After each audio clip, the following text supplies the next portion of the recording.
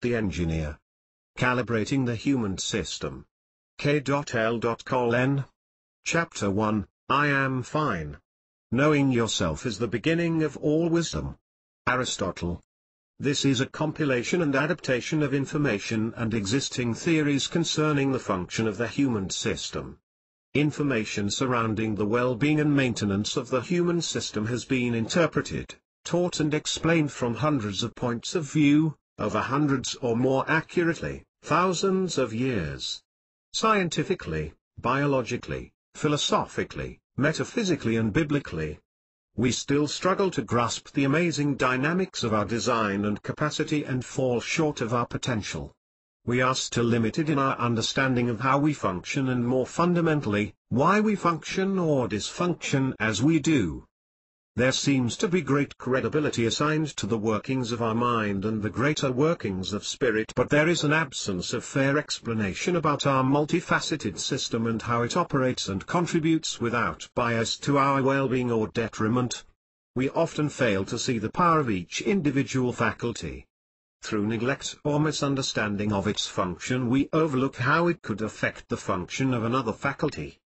The emotional body seems to be given the least amount of importance in regard to its influence upon our well-being. It is not surprising, when emotions are thought to be weak and need to be disguised, diminished and controlled. It is also no surprise that we suffer like we do, not understanding the mechanics and role of emotions and their consequent effect upon our well-being and our life. We are multifaceted. We have mental, physical, emotional and spiritual capacities. The dysfunction of our system that presents itself in the body and in our external experience materializes as illness, difficulties and conflict.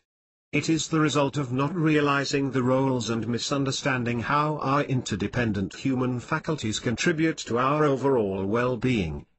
We have the ability to improve all aspects of our lives.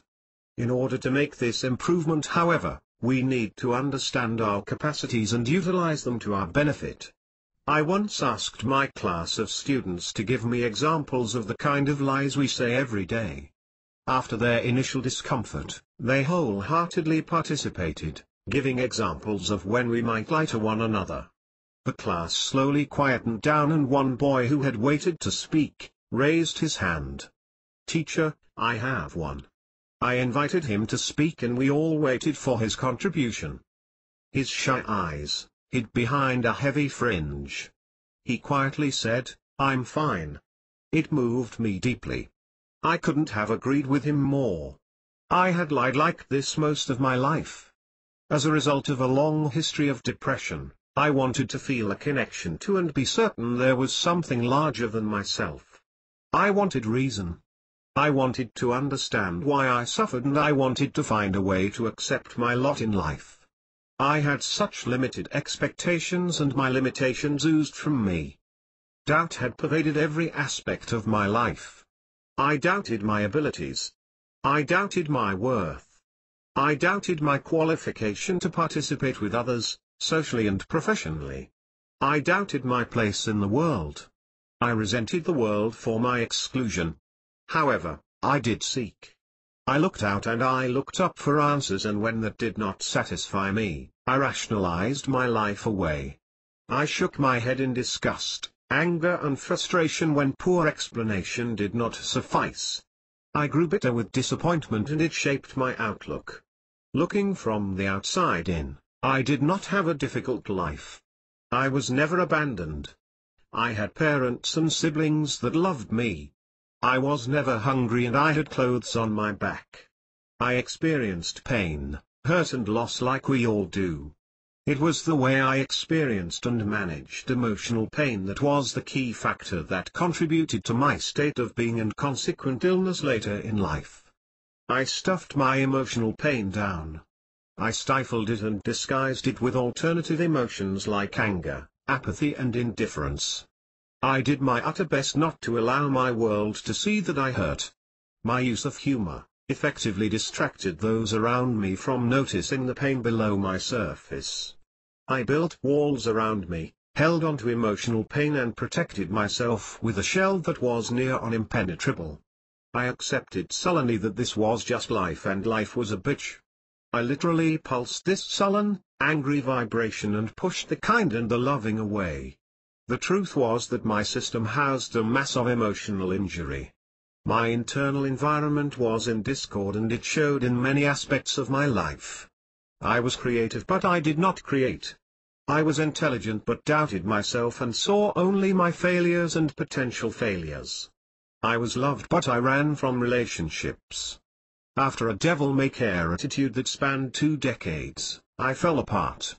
I had my first panic attack on New Year's Day, 2010. After a late night and limited sleep, I crawled my way through the day. In the early afternoon, I finally gave up and curled into a ball. I shook, cried, writhed and kicked with my legs, trying to cope and shake out a type of tearing within my system. It is not easy to describe the feeling. It is emotional and physical. It is awful. Not quite understanding what was happening, I felt poorly enough to see a doctor and I gasped in disbelief and in all honesty, horror, when the doctor suggested antidepressants for what he concluded as mild depression. Despite my doubts about his qualifications and his experience with depression, the medication worked famously. I sailed through the next week. The house was clean. My work was done. Co-workers were smiled at, and I actually meant it. I was chirpy and feeling the best I had in years. I had no idea until I was medicated that this was how normal people felt. I was overwhelmed by the fact that I had not been functioning normally, for most of my adult life. The antidepressants worked for that first week. The effects, then wore off quickly and it left me even lower. I knew then, without a doubt that I was sick. My doctor's answer to my pleas of not feeling well again was to double the dosage. I was quick enough to extrapolate that equation. It seemed to me that my doctor would be advising me to triple my dosage on week 3 and quadruple it on week 4. I threw my medication in the trash. I became an insomniac. I wandered around the streets of my neighborhood at night unable to sleep in a stupor of downiness. I caught up on my sleep by napping on my desk at work during the day. My mind progressively seemed to become more incoherent. I forgot things. I forgot where I put things. I forgot what I was looking for. I forgot that I needed to look for something. I wept for seemingly no reason at inopportune times. I functioned but I was very difficult. Aloof. Easily angered. Anxious. Snappy. Intolerant. For these reasons I kept to myself and limited my interaction with others. A handful of friends accepted my grumpy outlook, quite possibly because despite my ills, I kept a dry, pessimistic sense of humor, and when it came down to it, despite my cutting methods of delivery, I did still care about others. I was termed affectionately, the curmudgeon. They graciously accepted my tears and my panic attacks as part of my package. Through the love and concern of a long-term friend, a family intervention followed. She had recognized I wasn't well when I babbled my way through a random international phone call she had made to me to catch up. A call from my brother quickly followed her own, and he flew me home for my vacation time. I was met by a pool of support and loving concern provided by family and long-term friends. I made every effort to get better.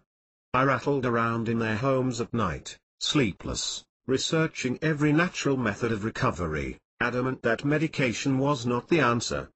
2 weeks later I flew back to work armed with 6 months' worth of vitamins, natural supplements and a new pair of running shoes. I had good days and bad days.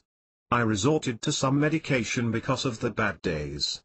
My panic bills. I was really playing a fool's game with alcohol. It exasperated my problem so obviously, but I haphazardly balanced it with my panic bills. I was furious about being labeled depressed, and I sure wasn't going to point the finger of blame at a bottle, abstain with a further label of alcoholic. My doctor helped out with a Valium drip during the times I was feeling exceptionally scattered. It suited me fine to relax in a hospital bed for a few hours, all dreamy on Valium before a Friday night out. I was still as destructive as ever, even when I knew it was hurting me badly. I dragged my body out of bed religiously every morning. I didn't do it with joy. I did it out of fear. Fear that this might be the day I lost my mind. I jogged through snow every day throughout winter, breathing in the oxygen I hoped would clear the darkness out of my psyche. My system was fragile. My mind was fog. Noise, conversation, light, any stimulation really rattled me. I got worse and finally I gave up my job and flew back home. I couldn't work, not in any capacity that relied on my daily attendance, cordial interaction or demanded some responsibility. I decided a course of study would be better for me for the time being. I thought being at home with my parents might do me good because of their concern and their support, but I was wrong. Living back in the family home was a disaster. It brought up so much pain I thought I had forgotten that my already fragile system just broke down. I slept in a large bed surrounded by piles and piles of paper that I was meant to read and study. I never looked at it. It was too confusing. I couldn't remove it from the bed because that would have caused me too much upheaval. I just slept in a rapidly diminishing space among the growing piles of reading material gathered from my classes. I stopped going to class. I couldn't think and I was scared to interact with other people. I panicked daily. I would experience waves of fear pulsing through my system. I sweated and hyperventilated. My perception of things altered intermittently and I felt spacey. It felt like I was about to faint and the snap back to reality would bring on severe anxiety attacks. It might have been brought on by the fear of not understanding where I was momentarily. I still don't know, nor do I know how to properly describe it. I stopped driving. It was too dangerous for me to drive because of the regular panic attacks. As a passenger, I couldn't travel faster than about 50 miles an hour without irrational reactions to anything and everything on the road. My hands began to shake. I couldn't hold the tools that I needed to work with at my part-time job. The fear of shaking drove me to panic and I became caught in a perpetual circle of fear of panic and panicking with fear. I lost my job. The tremor in my hands often prevented me from using a phone, pouring a drink, or successfully getting a fork to my mouth when I tried to eat. My physical and mental bodies were literally popping under the strain of holding so much emotional pain for so long. I was frightened. Deeply frightened of my physical state. My mother held similar fears as she observed my deterioration with vigilance. She ran to me and held me when I screamed or cried. One particular morning, I met my father in the kitchen and he made a normal attempt at conversation. His words were not unkind but they hurt me. It was like they hurt my aura. It was physical pain as well as emotional pain. My initial reaction was to desperately deflect his words with my hands. When that failed, I covered my body and I covered my ears. I didn't want to scare him or blame him for the pain I felt, but my efforts to do that and drown out his words resulted in my gut-wrenching screams of, "I'm fine. I'm fine. I'm fine." I don't remember collapsing and churning my way across the kitchen floor, trying to escape the pain I felt. I do remember becoming aware that I had ended up in the far corner of the kitchen at the foot of the cupboards. My mother's body covered me. Like any protective mother, she had run to the sound of her child's screams. She was on her 70-year-old knees, on the kitchen floor, holding me, praying, sobbing and trying to protect this broken version of her first baby. My system was in complete dysfunction. I gave in. I started taking antidepressants faithfully. I never missed one. At this point of time, I believed that they were the only thing that kept me from insanity. The medication helped me function in the following months, but I still felt heavy with despondency. Despite some improvements, I still felt deeply about using medication. I hated being a statistic, so I hesitantly gave up my pills, choosing to live with myself, rather than in what I thought was a dependent on medicine. I was far from fixed, but I had come to terms that my health was just not that great and it took some management. I didn't shake the same way on the outside, and I managed situations when I shook on the inside by hiding away from others. I thought I was getting better, but the road back to health was longer than I anticipated. It took 2 years from trying to maneuver a fork to my mouth to the day I first became aware of my spiritual faculty. Not as something I looked up to. Not as something I lived up to, but a part of myself. Me. It was the result of reading and experiment. I sought this connection out of a need to know the larger part of myself. I did not expect healing. I sought only peace and a way to accept myself. The healing that followed was by accident, and it astounded me. I was in China at the time, and my life was a simple routine of work and home. I didn't know anyone, and I did very little socializing. My environment of isolation provided me time and a great opportunity for what I was about to discover. Soon, on a daily basis, I was experiencing the wonderful sensation of this connection coursing through my system, and to my surprise I soon began to feel benefits in my normal routine. Firstly, I felt a lift in mood. Secondly, a new calmness and a kinder disposition. I simply didn't react so quickly. I had moved into somewhat a position of neutrality. It was not the defensive mode that I had lived in for years. I started to feel contentment and a feeling of security. I did not see my circumstances in the same way. It was like looking at the same object for years with the belief it was something in particular, and then it dawning on your senses that you were completely wrong and this very familiar object was something entirely different. You just never saw it for what it really was. I was looking at myself like this. In 3 months I felt genuinely happy. I was optimistic about life. On the face of things, I had no more to look forward to than I did 3 months prior, but I looked forward happily to opportunity, potential, and to the millions of things that might and could happen. I was not anxious, nor fearful of the future as I had felt in the past. Not once did I feel like that on medication. 2 years of treatment, struggling, taking pills, and clinging to an exercise regime had not cured me, it merely got me through the day.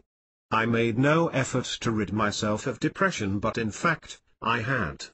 In those 3 months, I took no pills. I had no therapy. I no longer felt depression and have only distant memory of that darkness.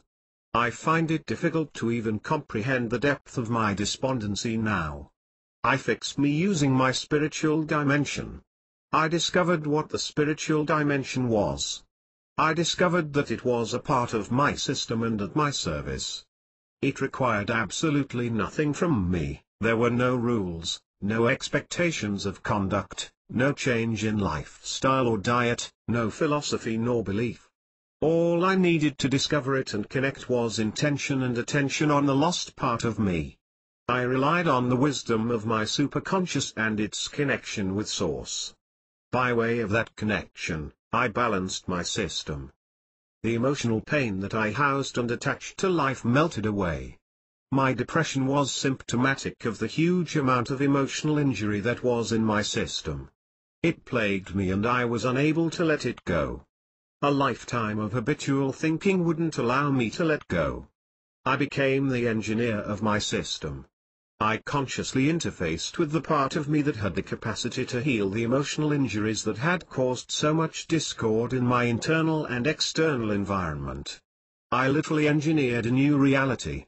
Now I perceive differently. I receive differently. I see life as an adventure, and a gift. I see life as safe. Even death is safe. This book isn't about curing depression, although by using the information it can. However, the very nature of my particular illness, depression, is the reason I have made the connection between emotional injury and its impact upon our system. Emotional injury is not exclusive to depressives. If well-being was on a continuum from bliss to deep discord, those suffering from depression would sit nearer to deep discord depending on the severity of their illness. All along the continuum, We as individuals fit somewhere. I was once privileged to listen to a group of participants attending a drug abuse program. They were asked to describe the reason they kept using drugs after their initial experimentation. Their unanimous answer was pain. The drugs temporarily gave them relief from emotional pain. This indicated to me that emotional injury is also one of the most significant reasons that drives people to use narcotics and alcohol. Addiction, too, is an illness rooted in emotional injury. Violent and destructive behavior is also stemmed from emotional injury, as does lack of success in professional and personal relationships. In everyone, there is conflict and difficulty that we experience as a result of emotional injury. Emotional injury drives many of the behaviors of the sufferer, and it needs to be healed in order to make change. Not coped with or managed, but shifted from the system. Clearing emotional injury from an individual's system is the fundamental, first step that needs to be taken before addressing the issues that are arguably byproducts of their poor state of being. I have experienced the limited results of medication, of exercise, of therapy. It is the healing of my emotional injuries that has led me to discover and experience how heavily the internal environment impacts upon what we experience in our external environment. Healing the inner heals the outer. It is life-changing. The method in which we can do this is through our spiritual faculty. It is there for this very reason. The importance of the interdependent parts of the human system and how they function and dysfunction has great significance when we examine and address some common and deeply concerning problems we are experiencing as individuals and as a society in current times. The use of the spiritual faculty has nothing to do with religion. The expression spirituality faculty is used, for lack of better terminology, the natural link we have to source of which we are and remain a part of. Its accurate description is humbly, beyond explanation at this point of understanding of ourselves despite our efforts to do so. This book is not written in any effort to dissuade from faith or religion, but to expand and with hope, grant the reader a better understanding of the self as human machine. A machine that has physical, mental, emotional and spiritual faculties and personal power. With this knowledge you can essentially become the engineer of your own system and enhance your ability to heal, live and thrive. You are not alone, you are not separated except in the understanding of yourself. You can heal on every level and you can heal you. Truth is something that resounds in us. It rings with a clarity that we cannot ignore and we naturally pursue it. Whether we accept instantly or we investigate, experiment and return results. Either way, there is no longer any reason to believe. We then know. Knowledge is power. Knowledge about the self is personal power. Often, it's not about becoming a new person, but becoming the person you were meant to be, and already are, but don't know how to be. Heath L. Buckmaster. Chapter 2, Conflict. When you blame others, you give up your power to change. Robert Anthony. Many of us associate the word conflict with confrontation. Confrontation with one another and in larger groups. Conflict is the result of discord. We all experience different forms of conflict. Commonly, it can be the constant niggle you feel as a result of someone's behavior that makes your blood boil, or a situation that keeps presenting itself in your life that you can't manage well that results in angry confrontation. It could be the inability to assert yourself in a situation or repeating the same poor choices in similar circumstances. Broadly, it can be described as the walls we continue to hit as we go about our lives. Basic conflict is within one's own self. Reason and feeling do not gel with each other, emotions and understanding are not always compatible. Despite being rational and intellectual people, we can become torn emotionally and make poor decisions or react to situations in non-constructive ways. We are one animal in public and another animal in ourselves. Personal conflict can result in behavior like putting yourself in harm's way via relationships or indulging destructive behavior like alienating oneself, overeating, substance abuse or self-imposed regimes. It can be an attitude to events like apathy or procrastination. It can be deep distrust which inhibits relationships or decision-making. It can be a negative attitude to one or many events. The repetitive nature of similar or certain emotional reactions can negate the mechanics of a situation, resulting in blocks that disable us from positively negotiating certain circumstances we experience in life.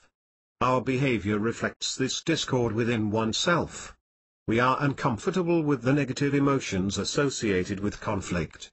This is psychological conflict, internal non-alignment of personality which does not allow one to be sure that one is happy. Because of the discomfort that arises from conflict, we make every effort to minimize conflict. We avoid, cope, compromise, strategize, manipulate or exert control in whatever manner we are capable of, to navigate a situation that is conflicting. It brings us down and creates a large amount of unease. Even if a conflict or block is sorted out, on many occasions, it will repeat itself in another situation. It might look different, appear in new clothes, but there are the same emotions motivating the reaction. It is not the emotion, however, that is creating the discomfort in the situation. It is our resistance to experiencing negative emotions. Our resistance to the emotion is driven from a fear of feeling it, and that creates the block and locks it within our system. Unfortunately, this resistance in action is often perceived and valued as strength, even strength of character. The internal and external environments of conflict are not independent of each other. They are interdependent. This is the reason why the world is what it is. If the internal state of one human being is in conflict and we all experience different degrees of this internal conflict, then human society as a whole is made up of individuals in this kind of conflict. If there is a non-alignment and conflict within the personality of individuals, it would mean human society is affected by the same dysfunction as a whole. A collective in conflict. Human society is plagued with conflict despite our efforts to attain social peace. We build organizations with rules of conduct, social norms, laws, and have various types of celebrations to bring people together in harmony. But as individuals, no one is in that particular state of harmony. If we are unable to reconcile ourselves individually, we cannot reconcile ourselves as a collective. We can define two types of conflict and two corresponding environments in which conflict occurs. One being within oneself, internal; the other experienced socially, external. One, however, is a reflection of the other. We yearn for peace. Peace within ourselves. Peace with others. Peace with our situation. Peace with our past and peace with our future. In peace, we can be happy. However, we are driven and taught to seek external factors to make us happy internally. We can attain financial success or security, we can become productive and constructive members of society, we can become famous for our achievements or loved for our contribution to society. We can receive a great deal of pleasure and satisfaction for these achievements, but many of us will yearn for a deeper happiness, contentment and peace. You can't buy or receive one thing on this earth that will provide you peace. It is particularly difficult for those that have attained great material success because of the value society has in external factors. Mr. Rich can experience unhappiness just like anyone else, but because of his external success, it is likely that he doesn't feel entitled to these feelings. From the outside looking in, most people in general would likely view Mr. Rich's discontentment as self-indulgent misery and agree that he is not entitled to feel unhappy either. What has he got to be unhappy about? He has a big home, a nice car, no money problems, 2 kids in college and a pretty wife. Peace does not reside in your new Mercedes, in your big house or in your spouse or your children. It does not reside in the commendations of your achievements and the prizes that you receive. It does not come from compliments from your partner or your boss. Internal peace does not leave when your Mercedes is repossessed. If the repossession of your Mercedes rocks your core, or the lack of appreciation from your significant other leaves you depressed and rejected, It is the first clue that you are basing happiness on the external factors, not the internal factors. In ignorance, we assign blame to our external environment and perceive our reality as an experience that is happening to me and beyond control. Many of us ignore our internal environment, focusing only on the circumstances in our external environment. We blame people and circumstance, constantly pointing our fingers outward. We change the aspects of our external environment, in an effort to minimize the discomfort we feel internally. If we rely on happiness from external factors, we arguably become slaves emotionally, tossed around in a sea of circumstance. We see examples of happy people living happy, fortunate lives and sad people living tragic lives due to loss, difficulty and illness. Once again, our initial understanding of examples like this extend from our belief in the external contributing to the health of the internal. Good fortune resulted in happiness and misfortune resulted in sadness. However, when we study the interpretation of reality in individuals, we can start to understand the relationship between the internal environment, interpretation of circumstance and the direct impact that has upon our external experience. For every conflicting situation and the recurrence of conflicting situations that we experience, we are very slow to admit that the external conditions, though repetitive, change with location, people, economic conditions, jobs, and social positions. What we are blind to is that the only constant variable in this equation of conflict is the self. You. Without one being conscious of their external environment being determined by their internal environment, you can begin to understand how negativity can compound difficulties and life can become quite a struggle. A positive outlook as a result of a peaceful internal environment interprets events differently and the experience is altered. The more room we make for negative emotions internally, the more conflicting our external world becomes. Your external environment is in fact a reflection of your internal environment. Your outward situation can seem great to others and have the appearance of great fortune, but it is your perception, be it negative or positive, that dictates the degree of peace and happiness that you feel. It is the state of your internal environment that dictates your interpretation of outward events. The beguiled internal environment will let opportunity slide by or doom it to fail, and the positive internal nature will often see even seemingly great failure as positive. Simply put, if you have a negative outlook you will experience more challenges and conflict in your life, and if you have a positive one, you will enjoy a smoother ride and experience more joyful events. It sounds quite simple, but we as humans aren't quite that simple. Mr. Happy already has the answer. He lives it. How does Mr. Sad, whose reality is quite different, change his world? The developing human is a multifaceted, complicated being that is programmed to believe certain realities, accept certain truths that are taught to him by his upbringing and later his peers, programmed to react to certain situations in order to survive physically and emotionally, programmed to react to situations out of learned value systems. He is intelligent enough to rationalize with his critical brain using the knowledge he has accumulated throughout his life. All the while, swimming in a sea of interactive, complicated personal relationships that as individuals, are all at different stages of understanding in their own human development. The human system is complex. There is more to the human being than what we see. Yes. Just like radio waves we once thought didn't exist because we couldn't see them, we are much more than what the eye can see.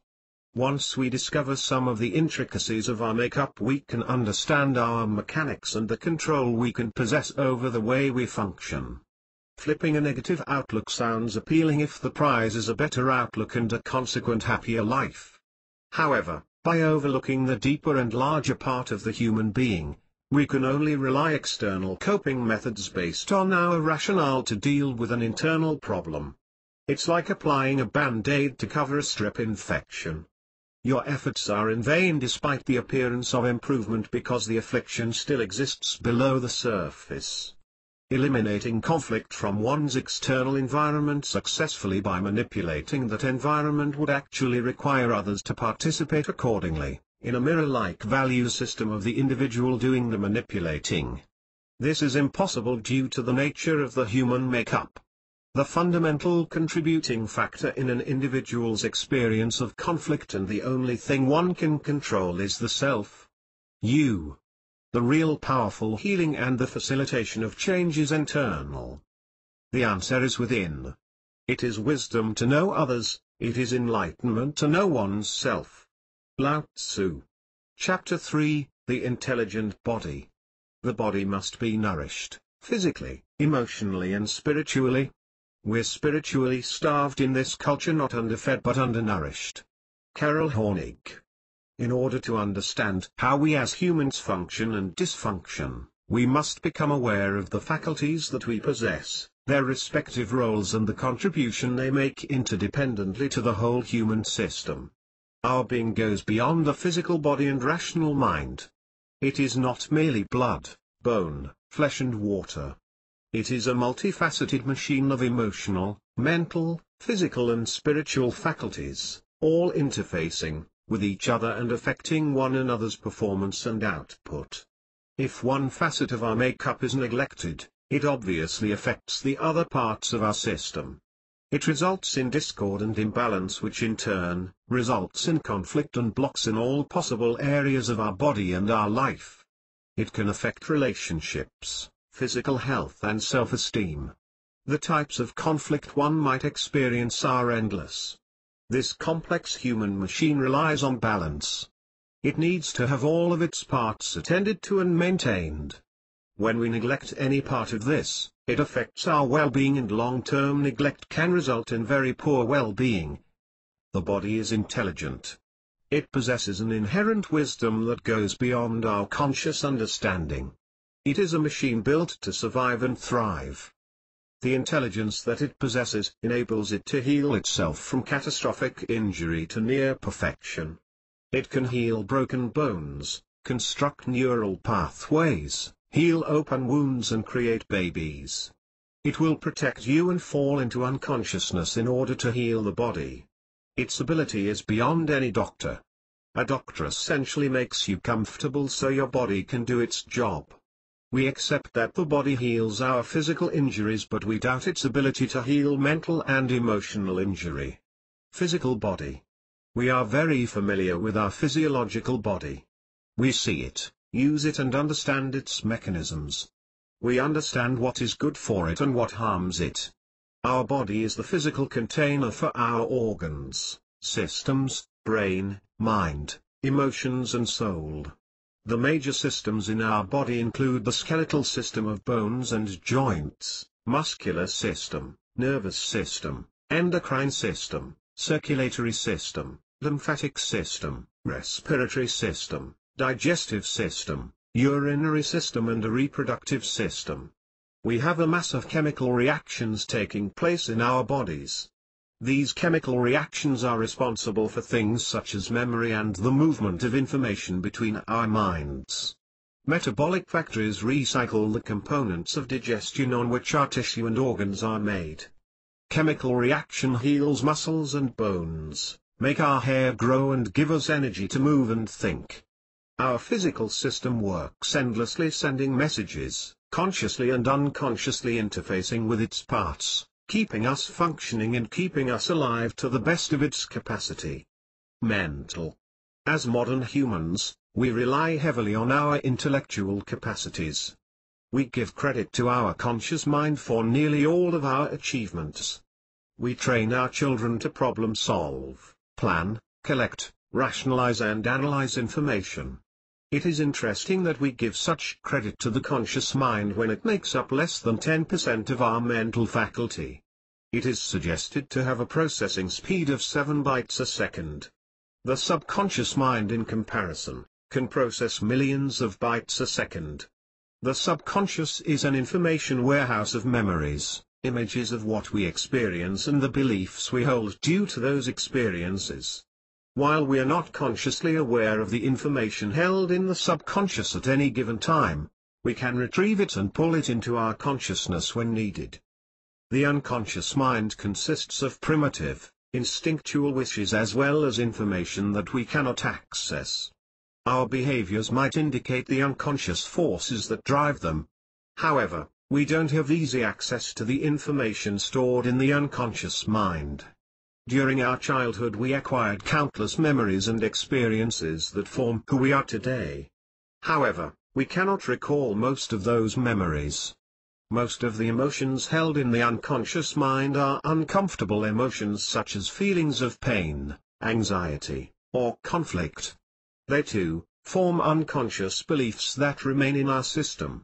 Our brain is made up of two hemispheres that care about different things and operate in different ways.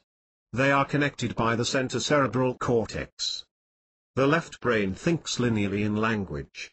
It is responsible for words, logic, numbers, analysis, lists, linearity and sequence. It interprets information based on experience. The right brain is the creative brain. It thinks in images and is responsible for rhythm, spatial awareness, color, imagination, daydreaming, holistic awareness and dimension. It takes in information in the form of energy in the sensory system, sight, touch, smell, taste, and hearing. All information gained from experience that the brain computes is recorded and housed in the human system consciously or unconsciously. Emotional body. Emotions act to motivate us to act in a particular way. They are vital to the decision-making process. Emotions are felt in the body. Our muscles tense or relax. Our blood vessels dilate or contract. There is a direct connection between the physical and emotional body. We feel emotion. Emotions can make us feel uncomfortable or comfortable, sending us signals to do something urgently or to stay put in comfort or safety. When we think about something that contradicts our values, our emotions will tell us that it is bad. When there is no contradiction, we feel good. Where there are areas of gray, we feel ill at ease. We are able to suppose what might happen in a certain situations. The mental trial run triggers emotions and we can base our decisions on how we feel emotionally about the possible situation. We use our emotions in order to evaluate whether what we have concluded is a good idea. Emotions are felt in the body and sensory feedback triggers conscious emotional experiences. Each type of emotion activates specific areas of the body, distinct from those activated by other types of emotions. Each of our emotions have a corresponding organ that is affected when the emotion is triggered. Emotions that are denied or suppressed stay in our bodies, in our tissues, and the blockage vibrates in our glands, muscles and organs. This can be detrimental to our health, resulting in pain and illness. We are familiar with our common emotions and we distinguish the negative from the positive. We realize the difference in our state of being when we are hampered by negative emotions and we revel in our positive emotions. However, most of us do not have a static state of being and we ride a roller coaster of emotion and reaction. Every action and reaction is processed through the brain. It is our brain that triggers the emotion based on the belief system attached to it. If we dwell on sad things, the emotions that correspond with sad thoughts will trigger. However, we can't identify the whys of our emotional reactions all of the time because the emotional reaction can be based on beliefs held and hidden in the sub and unconscious minds. It does not require the conscious mind alone to trigger an emotion. It seems inherently human to be at the mercy of our emotions. We go to great efforts to control them and hide them, but emotions need to flow. Without emotion we are only robotic. Without emotion, we cannot experience life as we should. We would not understand good and bad, right and wrong. We need to become aware of this misunderstood part of our makeup and its underestimated contribution to our well-being. Spiritual body. Our spiritual body can be argued to be the most neglected part of our makeup. It is probably because there has been the most discord in agreeing to exactly what it is. Some individuals with a particular belief system will instantly discredit this part of our makeup, insisting that we are simply flesh and blood. For many people, the realization of their spiritual dimension never really dawns upon their consciousness. Our preoccupation with the physical world has created within us a bias for which we can only see, touch, hear, taste and smell. We commonly accept what we can perceive with the sensory system is real and that the invisible is unreal, all being just a figment of our imagination. In spite of this, our scientific advances are revealing new truths about this invisible world to us all the time.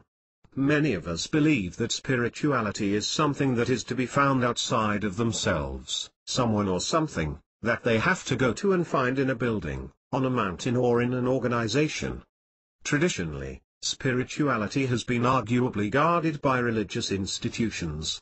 They have philosophies and doctrines that have been developed and it requires the followers of such religions to accept these rules of conduct without question. Most that follow religions have a genuine yearning to know God and have a spiritual connection, but it requires them to follow rules and expectations set by the institution based on their leaders' interpretation of a particular doctrine.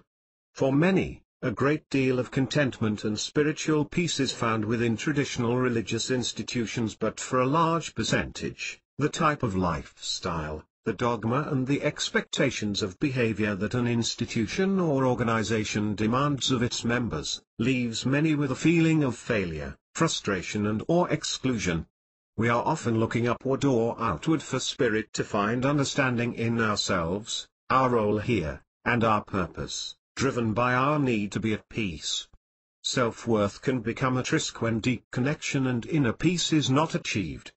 Disappointment often results and many turn their backs on their spiritual pursuits and negate the practice completely. Those that do not discover their spiritual nature go on to live in a state of imbalance resulting from the neglect of the spiritual body and the absence of its contribution to their overall state of being. Not knowing our spiritual power leaves us in a state of wanting. Left wondering what is missing in our lives and leaving a sense of dissatisfaction, disconnection and loneliness. It debases us and we fill this hole in us with whatever makes us happy for the time being.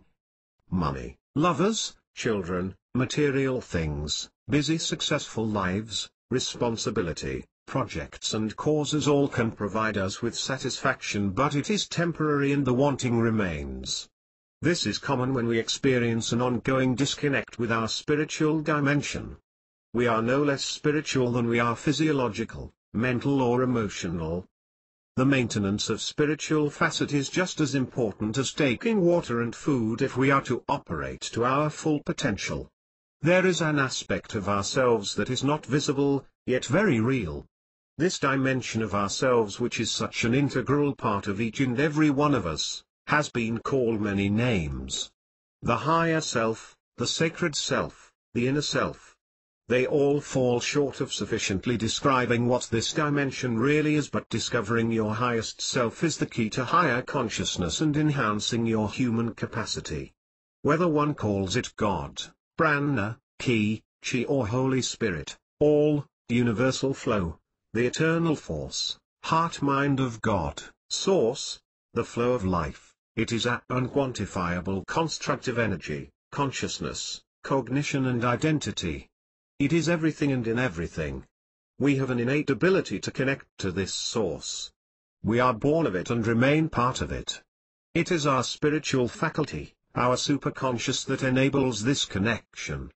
The superconscious knows its own truth. It possesses a wisdom of its own.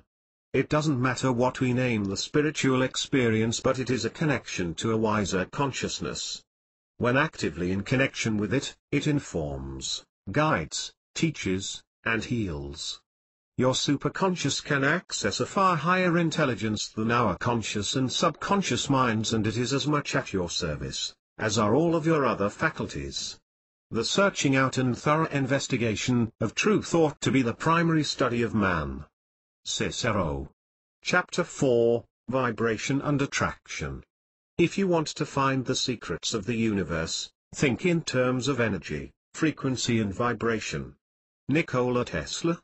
There are forces that we cannot see that work without rest and without bias, interpreting our beliefs and values.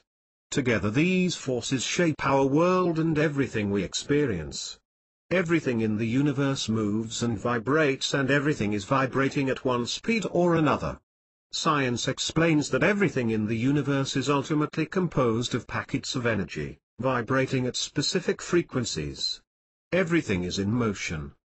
Governed by the law of vibration, everything you see around you is vibrating at one frequency or another, and so are you. However, your frequency is different from other things in the universe. This explains the separation you experience. It seems like you are separated from the inanimate objects, people, animals, plants and trees that you see around you. You are not separated. We are all connected, and anything that exists in our universe, whether seen or unseen, broken down into and analyzed in its purest and most basic form, consists of pure energy or light which resonates and exists as a vibratory frequency or pattern. All matter, thoughts and feelings have their own frequency. The thoughts, feelings and actions we choose also have their own particular rates of vibration. These vibrations will set up resonance with whatever possesses a similar frequency. In other words, your thoughts and feelings are inseparably connected to the rest of the universe. Like attracts like. As you choose good thoughts, more good thoughts of a similar nature will follow, and you will also be in vibrational harmony with others with like thoughts. As your conscious mind dwells habitually on thoughts of a certain quality, these become firmly embedded within the conscious and subconscious mind. They become the dominant vibration. This dominant vibration sets up a resonance with other similar vibrations and draws them into your life. Like attracting like. The law of attraction underpins the theory of manifestation. It has been popularized in recent times, and strategies to manifest what we desire into our lives are constantly being developed, packaged and commoditized. They sell like hotcakes in a society that desperately wants more external things to ensure happiness. The simple theory is based on like attracts like, and energy follows thought. You can recognize examples of like when you see the commonalities among friends. People with the same outlook, values and perception attract each other into their lives. It is not unique to friendship, it also includes beliefs. You attract what you believe in. If you believe you deserve a good job and a stable marriage, you will attract that. If you don't believe that marriages are happy, it is likely you won't marry or marry into an unhappy relationship. Everything we experience in the external reality is a reflection of where we put our attention. If we keep our attention on "I'm not good enough," we create experiences that demonstrate that. Difficult or ongoing challenges can result, and they will continue to be your personal experience until you rid yourself of that negative belief system. The Secret, 2006, Rhonda Byrne, a very well-known book, explaining the law of attraction, was based on the theory of like attracting like. Attention was brought to our mental ability to cognitively control negative thought patterns, but it did not stress the complex nature of our interdependent system. The law of attraction interprets the vibration or frequency of thoughts and feelings of a dominate nature. Energy follows thought, and whatever frequency that corresponds to the nature of the thoughts, manifests its like in the material form of that energy. This becomes your external experience. If you have discord in your system, this will be reflected in your experience. Some have experienced great success with manifesting strategies that are based on the law of attraction.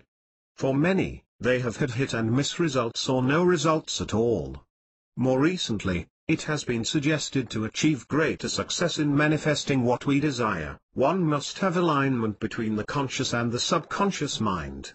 If the subconscious mind conflicts with the conscious mind, no matter your conscious desire, your efforts to positively affirm and visualize your desire into your experience will not be as successful as an individual that has non-conflicting belief structures within the sub and the conscious mind. Your subconscious can override your conscious desire and dictate the terms of your experience. According to this body of thought, the subconscious mind needs to be reprogrammed with beliefs that do not conflict with conscious desires. However, the unconscious mind too holds unattainable, unidentified belief structures and unrecollected memory reside that can drive behavior. The beliefs in the unconscious mind trigger emotional reactions in the same manner as the conscious and subconscious mind. The subconscious and the unconscious have their own set of beliefs and they work behind the scenes. This is the reason it is difficult at times to identify why we react the way we do in certain situations. We are only aware of the beliefs held in our conscious minds. The vibration triggered by the unconscious mind can play a very active role in creating discord in your total vibration, and you would remain unaware of its influence and potentially attract erratic results. Every intention sets energy into motion, whether you are conscious of it or not. Gary's UCAV. If we look at the law of vibration again, this theory of non-alignment of the conscious, subconscious and the unconscious makes sense. If we affirm and reaffirm a thought consciously, using only 10% of our brain but the larger part of the mind, the subconscious and unconscious holds a conflicting belief structures, the predominant vibration will be interpreted by the laws of attraction and attract the consciously undesired. Your vibrations affect everything around you. Your external environment, the people and animals around you, the inanimate objects, even the seemingly empty space, and they in turn affect you. The recognition of our mental faculty, of thought processes that affect us externally is valuable but overlooks the role of our emotional faculty and its contributing vibration. We know that emotions have their own vibration. We register them in the brain, but they are housed and felt in the body.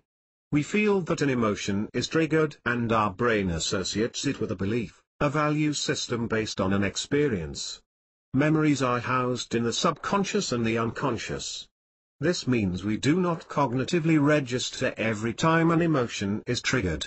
Therefore, even if the individual was vigilant about his or her negative thought processes and the consequent vibration, the conscious mind cannot always intercept, condition or contradict a belief if its origin was in the sub or unconscious mind. The vibration of the emotional body has great bearing on our overall well-being. Despite our conscious mind's efforts to think positive, our fundamental emotional state is a part of our total energetic cohesion and consequent output. Cohesion is the overall pattern of energy within the body. It reflects the vibrations from all of the conditions that influence you, be they conscious or not. It forms from all processes within you. Your childhood, culture, language, schooling and geography all affect cohesion, which is the determinant of your perception and interpretation. Coherence and its consequent vibration then reflects the orchestration of the total influences. The physical, emotional, mental and spiritual facets of our makeup all carry their unique circumstances. These energies interact to produce coherence and form cohesion. If there is a distortion or incoherence in your frequency as a result of conflicting vibrations within your system, your external reality will reflect this. Coherence is not simple a feat when these separate forms of energy are not static and subject to the ups and downs of daily life. If the system has a significant amount of emotional injury, the blockages can drive some vibrations into dominance and it can have a heavy effect on internal well-being and external experience. The vibration from emotional injury that you have sustained in your total experience, both conscious and unconscious, is a significant contributor to a distorted frequency. We can recognize the existence of emotional injury because the resulting distortion in frequency is reflected materially in our external experience. We struggle with the conflicted causes. We struggle with our fears and our reactions. We frustrate ourselves by hitting the same major walls in our lives. We go to great lengths to control, manage, express and suppress our emotions in efforts to control our external environment. However, we are severely limited by only being able to identify the beliefs and the emotions associated with them that we are conscious of. As you become aware of the entire material world to be vibration, you also start experiencing the reality of the mind. Your consciousness, perception, sensation and reaction and its reflection on the external environment and your consequent experience. Changing your personal experience for the better in the external relies on having your internal energy cohere and cooperate. Your feeling at the present moment dictates your vibration. It is the vibration that you are in which sets up things to occur of like nature. Without addressing the contribution that negative emotional vibrations make to the total system, incoherence in frequency will remain, and this dysfunction will likely result in discord in the external environment.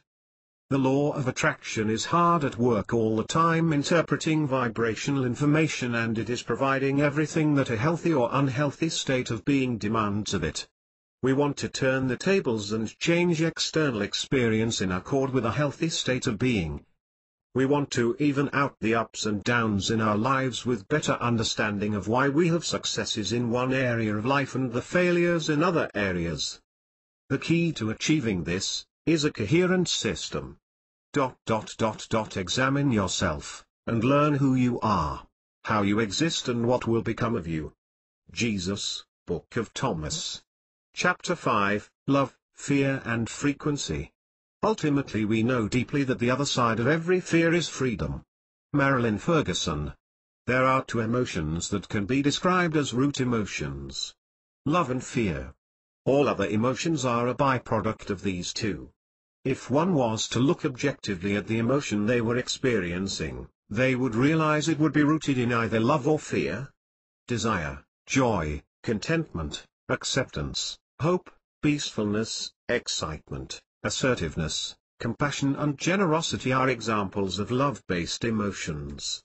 Anxiety, anger, sorrow, apathy, shame, guilt, bitterness, envy, depression, rejection, pity, grief, aggressiveness, powerlessness, passiveness, loneliness, and irritability are examples of fear-based emotions. Different chemicals are produced by our bodies when we feel the emotions associated with the two root emotions. This brings our attention to the very real interface between our physical and emotional bodies. Our bodies respond accordingly and differently either to love-based emotions or fear-based emotions. The chemical processes in our bodies change in relation to the type of emotions that we are feeling. When an individual thinks about comfort and pleasure and feels hopeful about life, the body changes into a relaxed state where certain chemical changes occur and action healing. When an individual dwells on sad thoughts, the production of chemicals that promote a feeling of well-being decrease and chemicals that cope with stress increase. Energy possesses a frequency. Every type of emotion carries a specific unique energy and a different vibrational frequency. All organs, tissues, membranes, glands, cells, vibrate in precise frequencies in the human body, and they are all influenced by our emotions. The mind holds the memory that is associated with the emotion. It is the memory that triggers the emotion in the physical body. Emotions are energy in motion. They move throughout our system. Their corresponding frequencies move beyond and out from our system like a signal. Emotions such as anxiety, anger and fear emit a lower frequency, have denser energy and have closer association with the human nature that remains attached to the material world. Emotions such as compassion, joy, unity and love have a higher frequency and lighter energy and are associated with our spiritual nature that has more detachment from the material world. When we have emotions that feel good, we are vibrating at a high rate in the flow of life. When we experience emotions that make us feel stuck, limited and fearful, we are vibrating at a low rate or outside the natural flow. Therefore, raising and aligning our vibration with energy associated with the root emotion of love is the way by which we can restore our balance and well-being. Most conflict and blocks that we experience are shielded by a huge smoke screen of emotions that are byproducts of fear, and they often distract us from the real issue, which is in its raw form, is just fear. This confusion makes it difficult to identify the true whys in our reactions.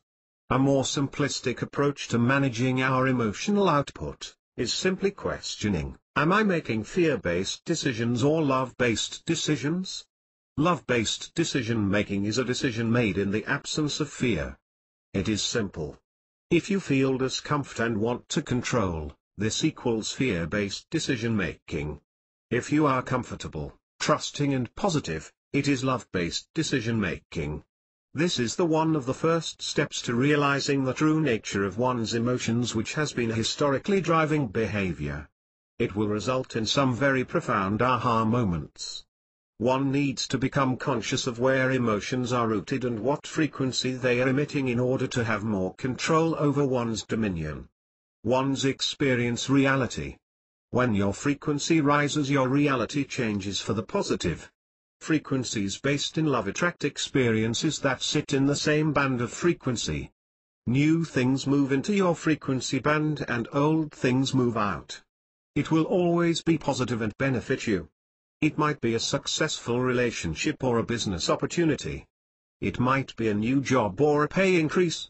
Your new internal state of being will be positively expressed in your external reality. The reason it never happened before was that its conception was not conducive to your previous frequency.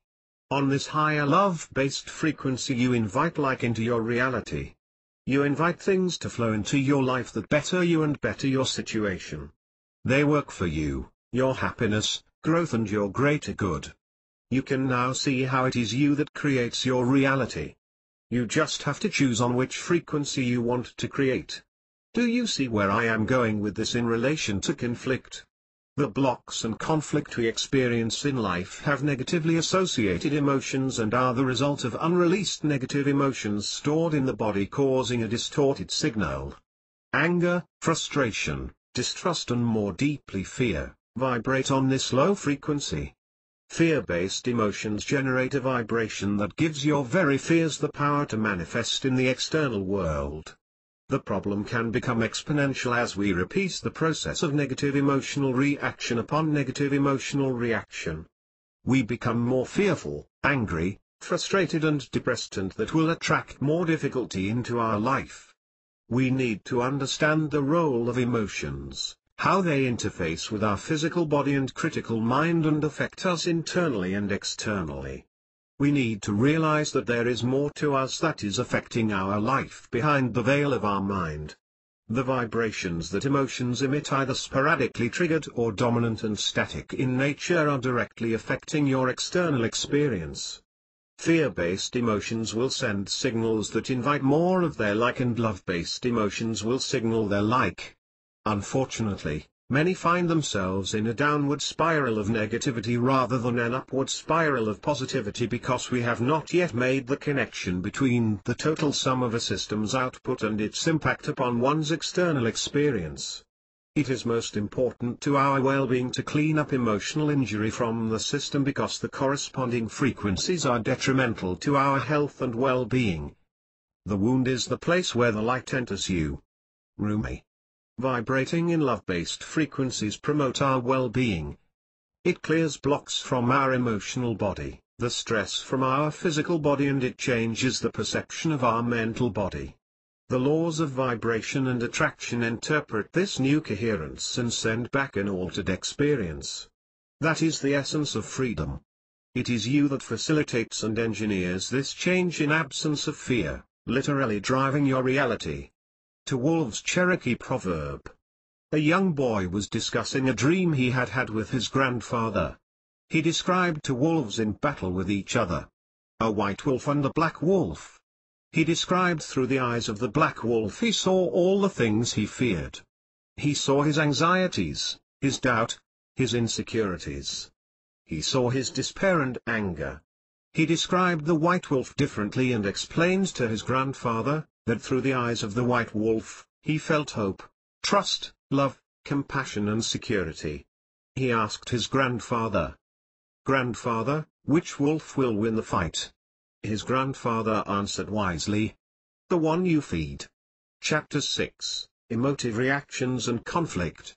All things are subject to interpretation. Whichever interpretation prevails at a given time is a function of power and not truth. Friedrich Nietzsche. How does conflict arise?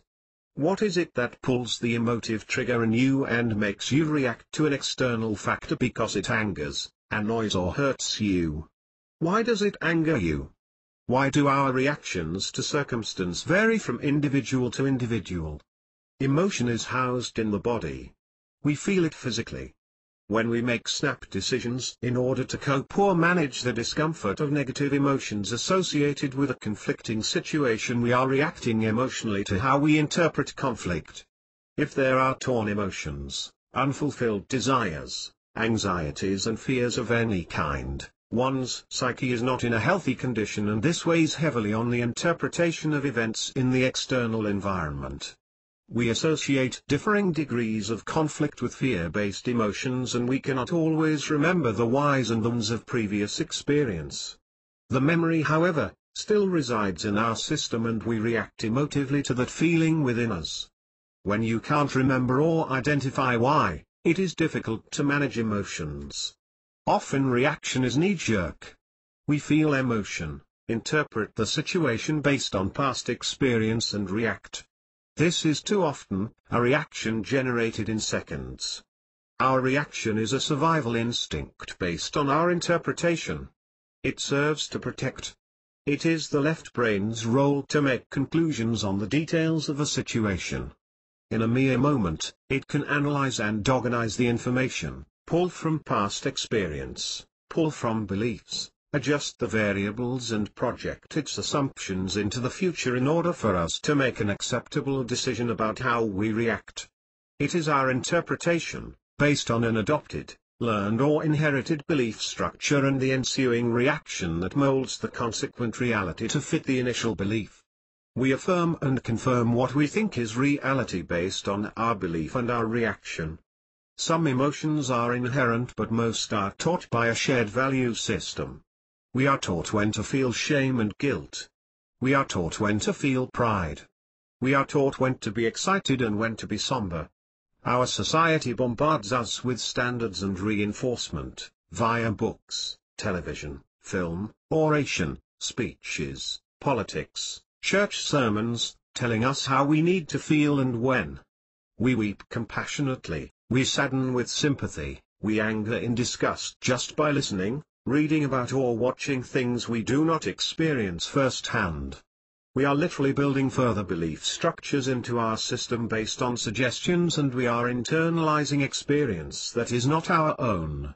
We go on to base our future interpretation of events on the suggestions that have been provided. For a moment, for example, consider how powerful the media and its dramatic approach to presenting news is, in persuading us that there is much to fear in our world. What is the community's response to this? Fear-based reactions that affirm this reality. We are awash with emotion. Energy in motion within our systems, held in our systems ready for our brain to remember and react to. As mentioned previously, we constantly point away from ourselves and blame the external for our discomfort and unhappiness. Our wife, our father, the difficult person, in accounts at work, our job, the town we live in. We feel internally and blame externally. He made me angry. She ignored me and she made me sad. He makes me happy. This place gets me down. All pointing the blame at external factors for how you have decided to feel. All of these external factors are temporary, just like the emotion that you feel in your system at that moment. When managing conflict, we tend to deal with what we know. We might be very aware that we react badly to passive-aggressive behavior because we were raised by a passive-aggressive parent. We might be fiercely opposed to bullying behavior because we endured it when we were young. By identifying the belief and the corresponding emotion, we understand it and we cope or avoid, but it continues to reside within us. The emotional injury attached to the memory is dependent on our interpretation of events at the time, and this is often a childish interpretation. A child can grow into adulthood and never outgrow the pain sustained from an event. A striking example was volunteered to me. Kate's middle child was an addict. She had done everything in her power to help him, but he remained out of her reach.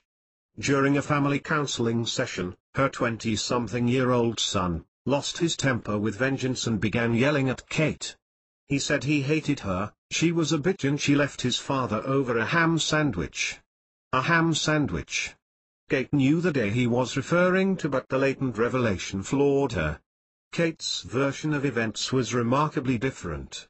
Kate's husband was a cocaine addict and she had been married to him for some years. They had 4 children. She worked 3 jobs trying to hold the threads of her family together while her husband provided less and less due to his addiction. Kate returned from work on this particular day to find her 3-year-old playing by the side of a busy highway in front of the family home. Horrified, she grabbed her youngest to safety and furiously went to investigate why the child was not being watched by her husband. She found another one of her very young children on the roof of the house. She located the last 2 children inside and her husband strung out, incoherent on the couch. It took her another hour to get her child safely off the roof with no help at all from her husband. When she finally had her children all safe, her husband asked her to make him a ham sandwich. The request for a ham sandwich was the straw that broke the camel's back. This was the day that Kate said enough was enough and asked her husband to leave the family home. Her son only saw his father's request for a ham sandwich and watched his mother kick his father out of the house. His childish interpretation of this event had shaped an incredible amount of his outlook and he suffered and resented his mother deeply. He was very conscious of this significant memory and the hurt attached to it. There is further conflict and difficult situations that we struggle with that we can't explain. We can also react without having conscious memory. It is all uncomfortable stuff and we often can't explain its origin. We can make decisions and react based on inherited experience which is not directly our own. We can react to what we think is a new situation negatively because we have a long-forgotten memory stored in the subconscious and it triggers our reaction. For example, the seemingly irrational fear that an individual has to enclosed space. On investigation, a parent might recall an incident when the individual's siblings locked the afflicted person in a cupboard for 4 hours when they were young. The reaction seems pretty rational after knowing that. We hold all sorts of memory in the brain and the body. We are aware of the easily retrieved memory held in the conscious mind, but what of the deeper held memory in the subconscious or unconscious mind? We have unscientific feelings often in our own hearts. They are often described as irrational impulses. Irrational because we cannot justify them by logic or reason. Our explanation at best might be "I don't feel right about that." The memory has an attached emotion, and though the memory is locked within the sub and unconscious mind and cannot be accessed by conscious mind, the result is a seemingly irrational emotional reaction to what was thought to be a new experience, minus the conscious connection from one incident to another. Science is revealing more concerning our heredity and the method in which we pass information on to our descendants. Your red hair might have been inherited by you from your aunt. You might walk in the same manner as your grandfather. The crease on your nose came from your grandmother. You and your sister have exactly the same laugh. In addition to physical characteristics, we are quite familiar and accept that our heredity is an explanation for a predisposition to disease, like heart disease and cancer. Just as we have inherited our mother's hands and are predisposed to high cholesterol, research is beginning to indicate that it is possible to inherit some belief structures based on a predecessor's experience and the emotional injury they obtained with that experience. DNA is the carrier of genetic information and instructions encoded into the cellular structure of all living organisms. Research is indicating that in addition to determining our physical characteristics, our vulnerability to certain diseases and maybe even our personality, it is possible that the DNA helix holds some of the important memories of our ancestors. Cells are capable of development within the organism, which leads to their specialized functions and limitations. Non-genetic influences can result in cells using processes that affect DNA-protein interactions to record this cellular memory and make stable changes in the genetic characteristics without a change in the DNA sequence itself. This suggests that experiences and the corresponding emotions associated with the experience are somehow transferred from the brain into the cells of a multicellular organism. allowing them to be passed on to later generations. It addresses the fearfulness that is highly relevant to phobias, anxiety and post-traumatic stress disorders, as well as the subject of transmission of memory of ancestral experience down the generations. Tested and trialed in mice. The experiment created a recurring, frightening experience and associated it with the particular scent of cherry blossom. The descendants of the mice in the experiment consequently reacted in fear when in contact with the scent. They never experienced the frightening event itself.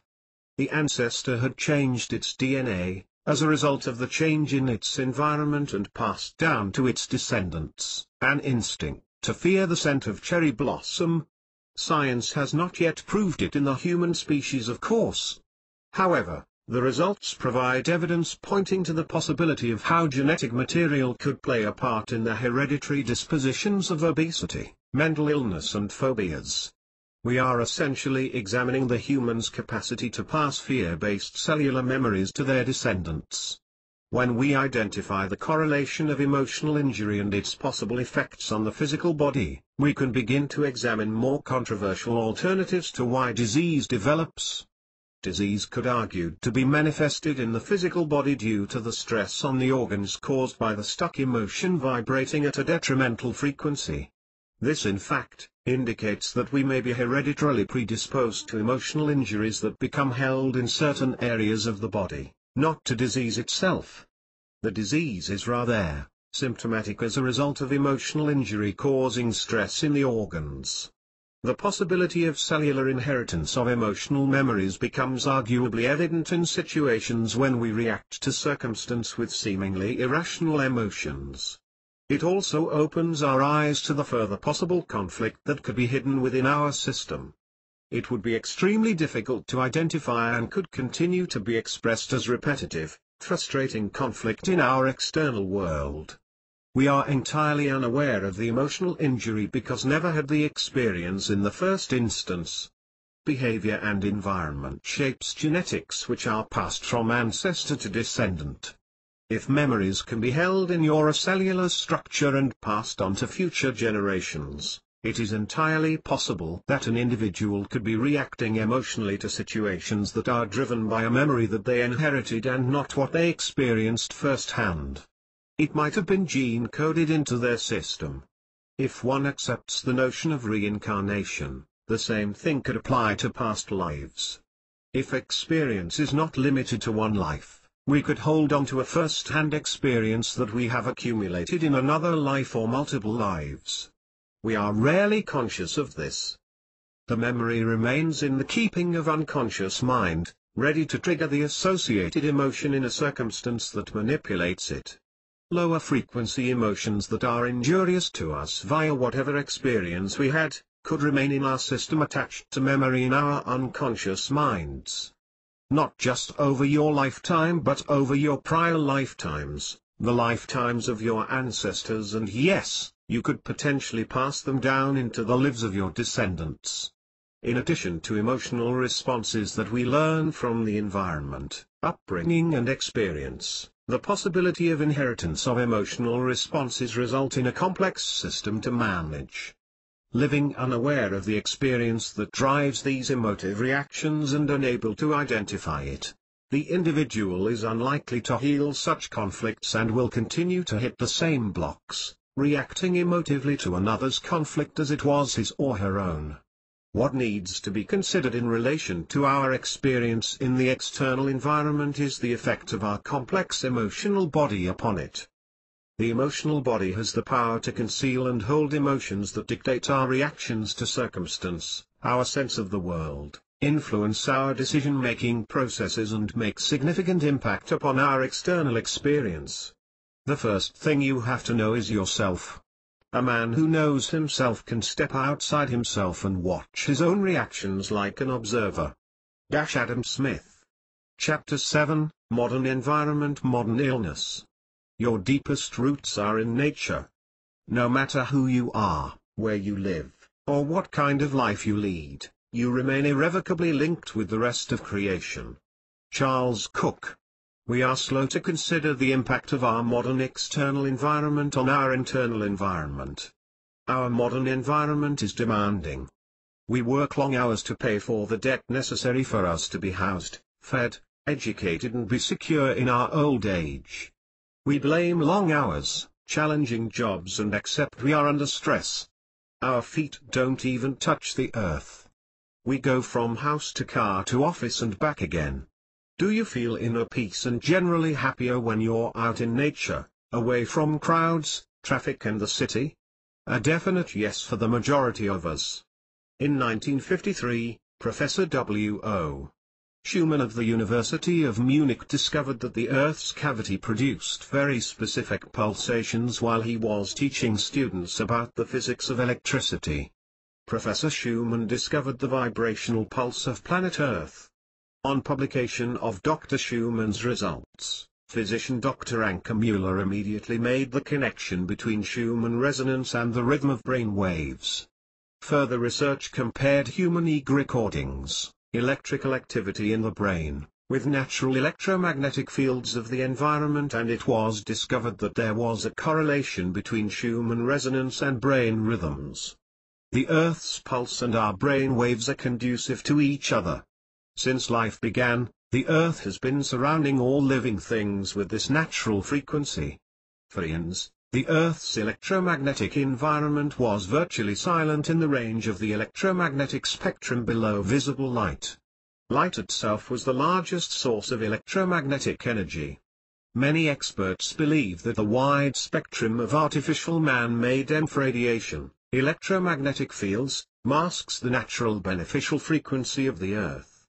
The density of radio waves in our environment is the result of wireless signals, TV, and radio signals, radar and other military applications, microwaves and cell phones, is millions of times higher than the natural levels in which all life on Earth evolved. These frequencies affect our own and upset our balance. These frequencies interfere with the body's own electromagnetic operating system, causing abnormal conditions and stress. When you are out in nature, your body should naturally tune into the Earth's frequency and repair, rejuvenate and heal itself more efficiently. However, because of electromagnetic pollution, the Schumann resonance is now difficult to even measure because it is drowned out by the electromagnetic pollution. Our current external environment was created by us. The largest environmental change created by the human being is the change in the Earth's electromagnetic environment. We created this reality. It was our concept. And it is not conducive to our natural state. One might argue, should we have never lost the connection from our superconscious, as a collective we would have never created this polluted environment that affects us detrimentally? The external environment that we share can be described as a reflection of our collective internal discord, and it has now resulted in a boomerang effect and returned to hurt us physically. The environment is compounding our issues, and it is evident in the types of illness we currently suffer from, to the further detriment of our system. Technology pervades every aspect of our lives. Microwaved fast food with little nutritional value, Wi-Fi throughout our houses, Bluetooth technology in our cars, a near compulsory cell phone in our hand or upon our ear. We live in a state of disconnect from our natural environment, so we are losing our ability to rebalance our system in the natural environment. Electro-pollution may cause us to feel more stressed, fatigued and out of balance. Scientific and medical bodies do not yet recognize the resulting illness from exposure to electromagnetic bodies yet, but sufferers complain of stress, irritation, headaches and dizziness. The physical symptoms of a polluted electromagnetic environment in the human system are comparable with the symptoms of mild depression. It would likely the sufferer be diagnosed and labeled as depressed. When we examine our external, physical environment, we can identify contributing factors that might be exacerbating a poor state of being. Firstly, we inhabit a physical environment that has been polluted by man-made frequencies. They permeate our offices, our cars, our homes and our outdoors. The frequencies emitted upset our balance and they are not conducive to our natural state. We are disconnected from our natural environment, which used to be able to provide us with a source of rejuvenation. Secondly, we are living a lifestyle based on certain societal belief systems. We participate out of necessity, in a society that demands a type of contribution that is taking its toll on our personal well-being.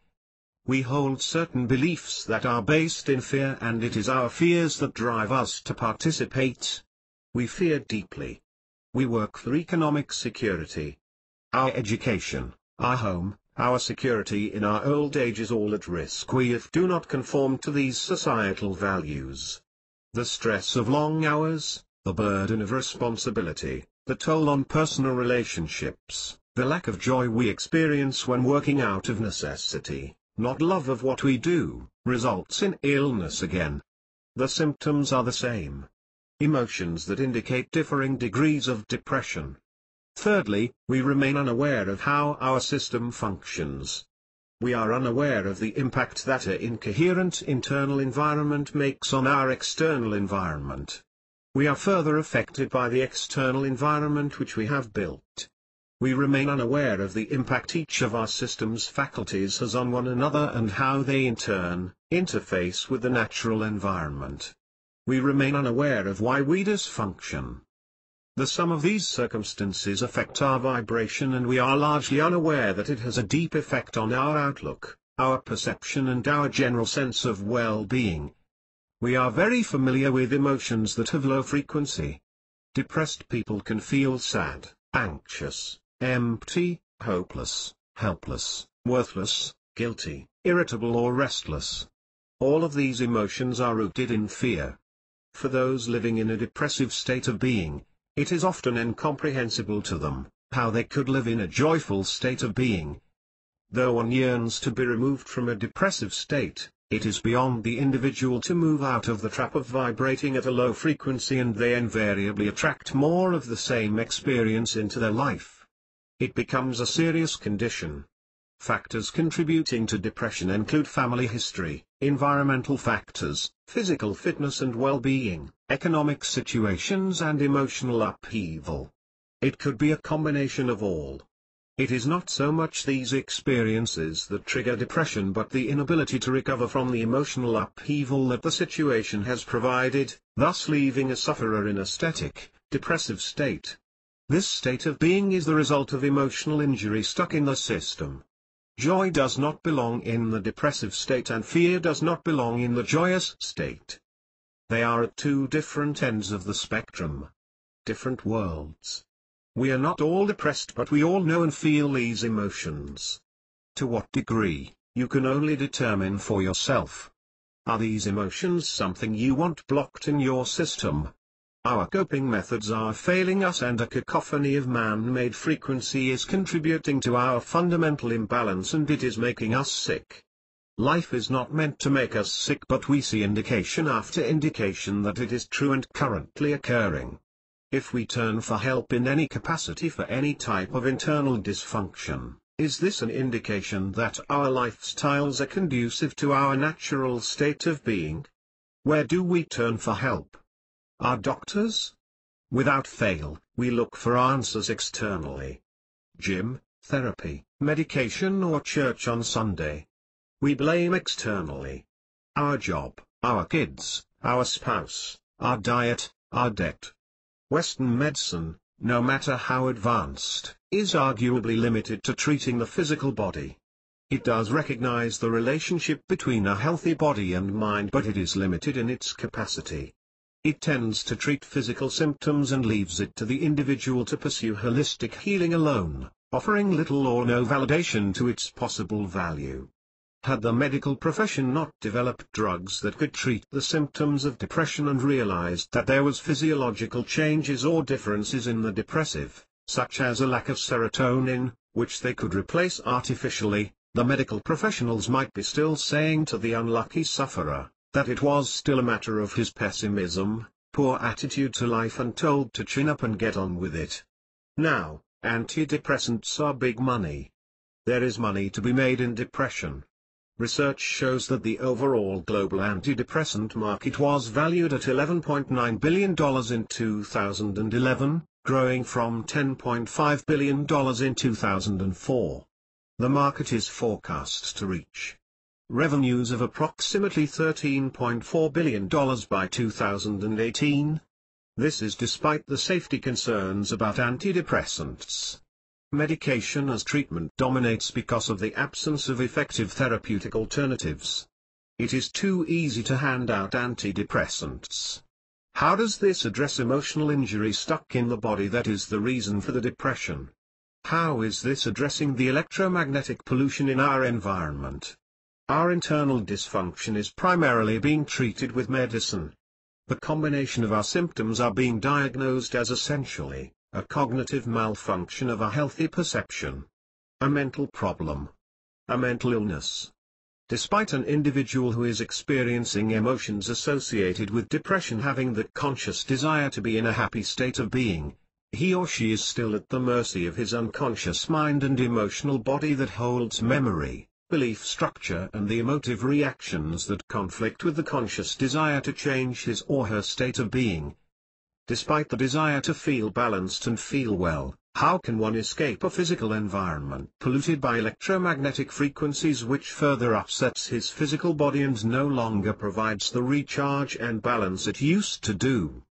The individual is provided a host of coping strategies but continues to live in this same state of being. Don't drink, eat well, get some exercise and take your medication. These recommendations all have some value but none of them will cure depression, stress, or a heavy heart, they will merely nurse it. Medicine masks the symptoms and the problem. The medicine can artificially produce chemicals to make the sufferer feel better but he/she remains with the same emotional injuries internally and existing in the same state of environment externally. Without a change in his internal and external environment, the medicine is really a temporary fix or an forever solution that distracts him from the effects of emotional injury. He also suffers from the stigma of being labeled mentally ill. Coping is not living, it is surviving. It is not good enough. We have an epidemic of depression. It indicates our lifestyle, values and pursuits are not conducive to our natural happy state of being and we are experiencing more discord internally. The disconnect we have with nature compounds the disconnect from our spiritual body, essentially divorcing an individual from the opportunity to return to a better state balance, caught in a perpetual cycle of discord internally and externally. Severe mental and physical illness could be described as a human system in crisis. Emotional crisis and spiritual crisis, its dysfunction impinging upon the mental and physical facets. Yet, we continue to look outward for solutions and that is effectively failing us. Balance of our system is not achieved through work/life balance, good diet, relaxation and physical exercise. This is not balancing the whole system. Consideration and attention needs to be made to our physical bodies and the environment we inhabit. Consideration needs to be paid to our mental bodies and the belief structures held in our conscious, subconscious and unconscious minds. Consideration needs to be paid to emotional blockages held in our body whether they be learned or inherited which pulse from our system at their corresponding frequencies.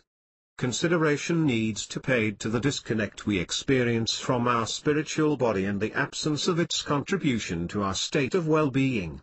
Success is not the key to happiness. Happiness is the key to success. If you love what you are doing, you will be successful. Herman Gain. Chapter 8, Change in You Perceiving and Receiving. Authentic happiness is not linked to an activity, it is a state of being. Mathieu Ricard.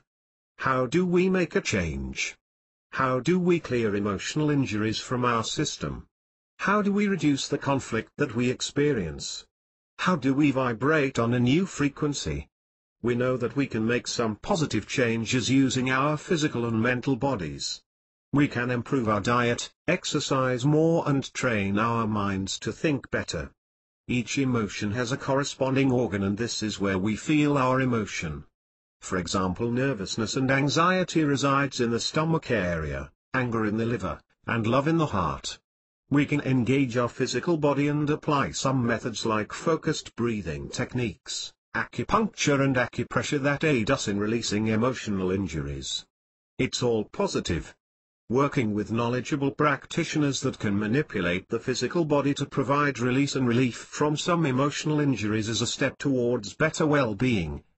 Let's look a bit deeper. When you use your conscious mind, it makes assumptions on what it has only experienced. You are relying on what you know consciously and discern consciously correct for you. Your projected assumptions are dependent on your level of intelligence, the information you have absorbed and your conscious belief system which too, has been learned, accepted and applied to your reality.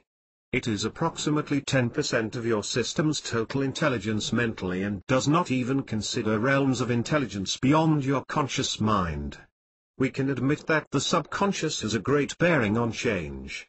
Accepting that now that our subconscious beliefs cannot not conflict with our conscious beliefs, we could go to great lengths to explore the subconscious mind and clear the accumulation of negative thought patterns and belief structures and reprogram it to match our conscious mind. In today's environment, one might suggest that you need to rely heavily on therapists, hypnotherapists, psychologists and any other professional trained in the ways of the Pandora's box of our subconscious and unconscious minds. Attention and care to one part of our system can always benefit another part of our system due to their interconnection. It is probably another positive move towards healing but arguably, a time-consuming and extremely expensive one that a large percentage of people cannot afford. Therapy relies on accepted practice and the knowledge that the qualified individual has collected from a particular school of thought. Is this not merely a cognitive solution based on accepted practice? Another set of accepted beliefs sourced from our external environment. For example, if one fixed their starting position, to effect change, on a continuum, he/she is not in a neutral state at zero because of the emotional injury present in the system. You are actually less than zero. For example, 2 or 10 depending on the amount of emotional injury you have in your system. You need to remove emotional injury first to shift up into a more neutral position and effect positive change on a more coherent internal system. Your system has old oil in it. You have to change that oil in order for it to run at its best. When we think change into existence we are relying on only will. Will cannot be underestimated but it is force. It is far easier to have a coherent system that aligns with the natural flow and let that carry you. For most of us, we lose our willpower and we revert back to old habits fast. This is because the emotional injury that drives behavior attached to old beliefs is still in the system. You are thinking new behavior onto a system that has a contrary nature. We need to look beyond conditioning our conscious thoughts and we do have greater capacity. Einstein suggested that, we cannot solve our problems with the same thinking we used when we created them. The traditional methods of coping with emotional injury asks of our own or another's conscious cognitive abilities to solve something we personally could have unconsciously created. If you rely on just on your or another's conscious intelligence to identify emotions, it is a limited approach. We overlook the intelligence of our superconscious. We overlook the very real, very powerful, spiritual part of us that is at our service and only works for our greater good and purpose. Once we realize our superconscious and the connection we have to source, we have access to greater wisdom. It interacts and communicates with our emotional, physical and mental bodies.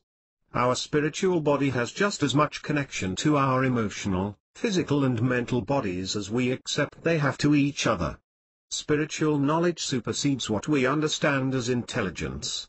Just like our physical body goes to work healing a broken leg, our superconscious goes to work clearing up emotional trauma held in our bodies. It can heal all manner of trauma. Source has its own frequency. It can be described as the highest frequency rooted in pure love. The heart emits a much stronger electromagnetic force field than your brain and it is here where emotions parented from love are housed. When in connection with Source, you can raise your frequency and feel love, appreciation and gratitude in your heart. Your brain will entrain with your heart's frequency via the superconscious connection with Source and lift its own existing frequency into a more coherent pattern. It starts to think love as your heart feels love. Consequently, your overall vibration lifts and directly affects your general internal feeling, and this soon makes impact upon your external experience. Perceiving. By using the superconscious to clear conflict from your life and lift your frequency, you are clearing old out for new, essentially cleaning out an old reality and making room for a new one. It is powerful. The process of clearing negative emotions facilitates change. A change firstly, in your internal environment and then your external environment. There are shifts that you are aware of and those that you are not. The way we first register change is through our perception. A rise in frequency leaves one with a general feeling of well-being. This good mood tends to go a long way in our daily life. The quick reactive behavior dissipates and we tend not to react in the same manner we were likely to before. We are able to make more discerning decisions and evaluate the difference in the consequences opposed to how the situation had historically played out. We are not reacting to difficulties as quickly, and this has a direct effect on the outcome of a situation. Situations that may have normally escalated, don't. New solutions present themselves and there is more ease maneuvering in what was once conflicting circumstances. The quickest changes identified are the alternative outcomes that we begin to experience. One might argue that experiencing an alternative outcome can be achieved without the intervention of our superconscious mind. This is correct. We can control reactions to our emotions mentally and therefore possible consequence, but it takes effort. Sometimes, a huge amount of effort. The reason for this is because the emotional injury still exists within the system. By using this method, we are essentially suppressing an emotion in an effort to control it. In comparison, when you experience healing by way of your superconscious and its connection to Source, the difference is the clearing of emotional injury out of your system. There is not the same density of emotional injury in the system to react to. Therefore, less likelihood of a historical reaction. Often you can watch a situation go by and realize after the fact, with surprise, that you didn't even react at all. The host of byproduct emotions attached to the true emotion fall away and you are left with the truth. It becomes easier to discern your true feelings. Emotions begin to move through your system. Tears are common and tears are a wonderful way of releasing emotion. There is nothing wrong with tears. We have just been taught they are a show of weakness. They are not. In my own experience, I had a habit of reacting extremely angrily to criticism. In my life, I interpreted more than I ever should have as criticism. I would react in anger in my effort to justify myself. Tears were never a part of the interaction. It was usually plain anger. Shortly after discovering my spiritual faculty, I found myself in a situation whereby I would usually justify myself in anger. To my surprise, I burst into tears.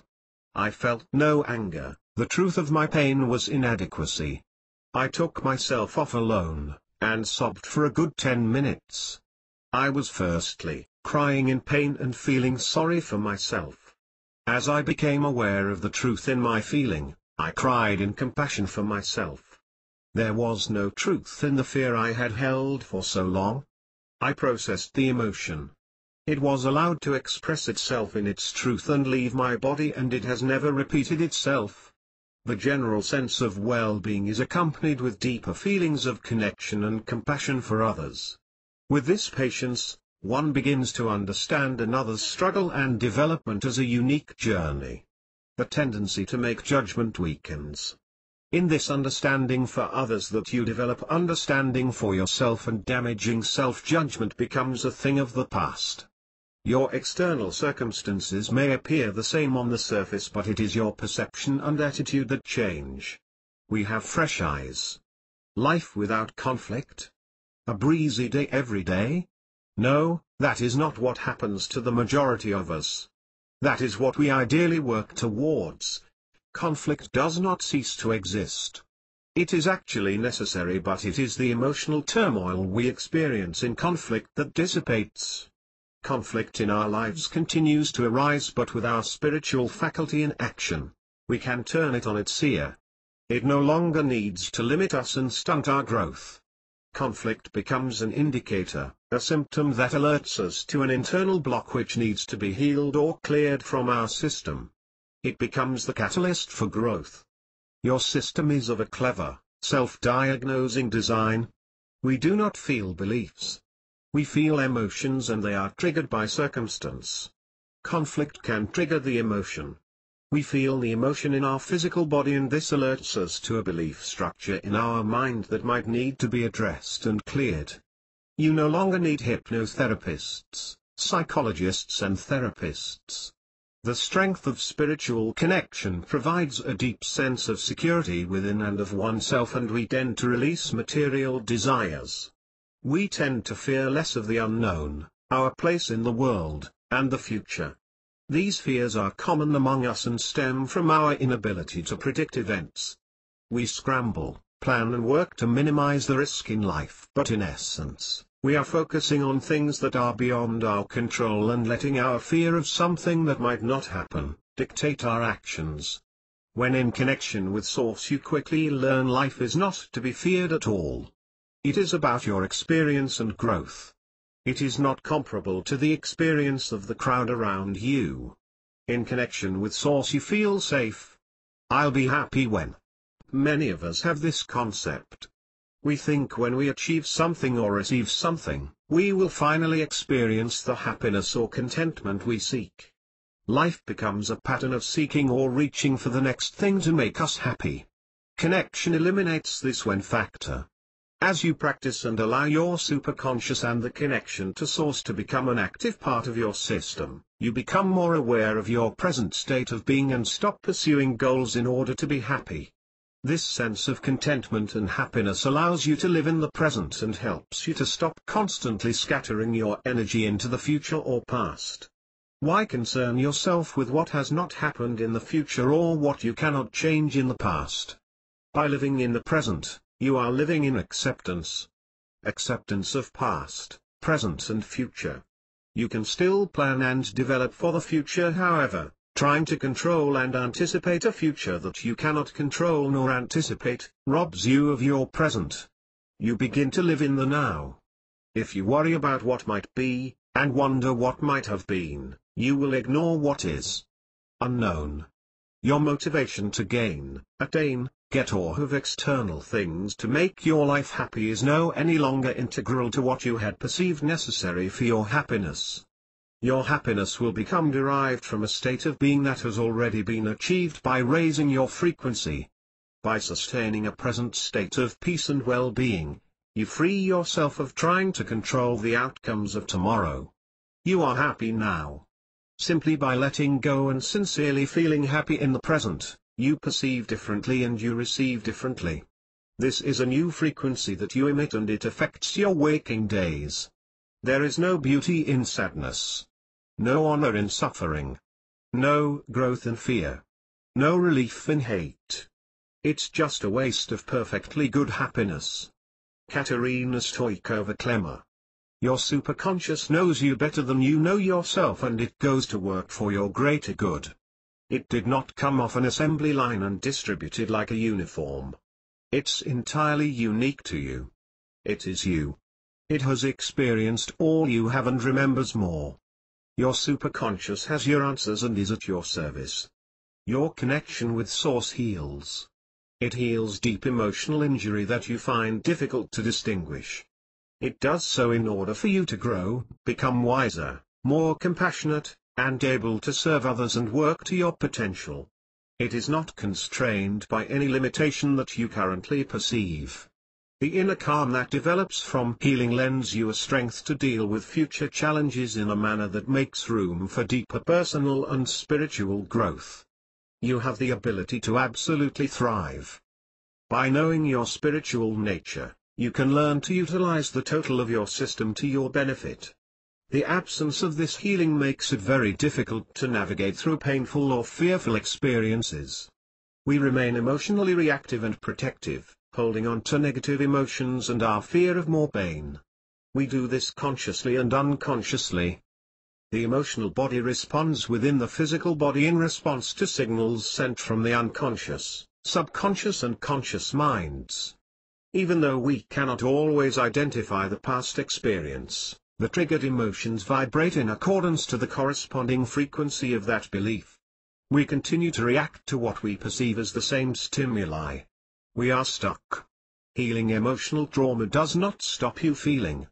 Feeling is essential in being human. However, the healing allows us to step back from an emotionally charged situation. Identifying it for what is. Experiencing it but not lost it in it. We tend to soldier on, shielding ourselves as much as we can from further wounds. Shove pain away, swallow it down, and wherever in you, that you have stuffed your pain, that part of you does not live. It suffers and contributes to the discord in your system. Allowing the emotion to be felt, moved and let go of is the method in which we move on from a set of circumstances. It's how we get back on our feet and keep living. We are taught that it is not okay to express negative emotions. We obediently become resistant to feeling negative emotions. This prevents us from being whole. It is our resistance to them that causes the damage to our system and results in dysfunction. You are entitled to feel all of your human emotions. When our entitlement to feel is stripped from us, we are denied a part of ourselves. It remains silent and suppressed. It does damage to our system by remaining in it, unexpressed and often not identified for what it really is. After years of doing this, we become unable to separate ourselves from our pain and it feels like it is a part of us. Often we associate who we are with our pain. We define ourselves by including the emotional injury trapped in our system in our definition. How often have you reacted to something negatively and provided the excuse? Well, that's just who I am, or that's the way I am. It is not who you are. Your reaction is your resistance to feeling more pain akin to the pain sustained from a prior emotional injury that is blocked in your system. This experience could have been temporary but you chose to hold on to it. Now you just can't distinguish the experience of this pain separate from yourself. Feeling negative emotions does not need to be a bratish public performance, but when you allow yourself to experience a negative emotion, it enables you to discover your truth, the processes within your internal environment and the reflection it is making on your external experience. All emotions are meant to be experienced. It is part of the human experience, but one needs to learn how to process them without them causing detriment to one's system through our resistance to experiencing negative emotions. We need to permit emotions to move through us. By being resistant to negative emotions, we actually create the block. They are not being allowed to move through our system and we repeat reactionary behavior because of the presence of injury in our system. By holding on to emotions we cannot resolve situations fully, and we tend to use emotions that we have felt in the past, to judge completely new circumstances. It is a limiting, fearful approach to life. If you can, imagine yourself as a wall of flowing water. Imagine someone throwing a rock at the wall of water. In order to cope with what you interpret as potential danger, you brace yourself for impact and turn into hard, impenetrable ice. The rock inevitably smashes upon your solid form, fracturing and splintering the ice. You are broken and shattered. The shards of ice that fall away represent the parts of you that are denied expression. If you remain in this state, you will remain fractured and not whole. It is only when you return to your natural, fluid state that you can incorporate these parts back into your system and become whole. If, however, you had stayed in your natural state, fluid in absence of fear, unresisting to the impact of the rock would have only passed through your system. You are aware, you have experienced it, and yet you remain whole. Whatever you experience in life, you can grow from. Life, with its ups and downs, hands you opportunity after opportunity to grow. Curling up around the pain from the knocks in life does not facilitate this growth. Love of life facilitates growth. loving all aspects of life. This takes new eyes that perceive differently without fear. Receiving. By shifting from one frequency to another, you open yourself up to receiving or attracting the things that exist on a new frequency. You will manifest new experience in your external environment. So getting around in that new happy zone is going to bring you things that you think will make you happy? How quickly did your mind jump to a bigger house, a new car, and maybe a few $1,000s in the bank? Straight back to the external happy factors in one thought. We need to slow down here. You are meant to thrive and experience a big, happy, rewarding life that brings you joy and contentment, but this is a hit-and-miss affair when the internal environment is turbulent. Clearing the emotional injuries that result in conflict in your life is a process of healing. A happier state of being evolves. It starts with a feeling of contentment and relaxation. It further develops into a static state of well-being. Your superconscious mind can facilitate significant healing, but it is not instant. Healing in an instant does not provide room for growth. You heal according to the wisdom of your superconscious, not your conscious, critical mind. Your superconscious heals in order for you to grow and works only for your greatest good and purpose. It provides benefits that encompass every part of your being. Every living thing is constrained by the process of growth. Peaceful acceptance of this is part of the healing. The transition from one frequency to a higher frequency is somewhat like crossing a bridge.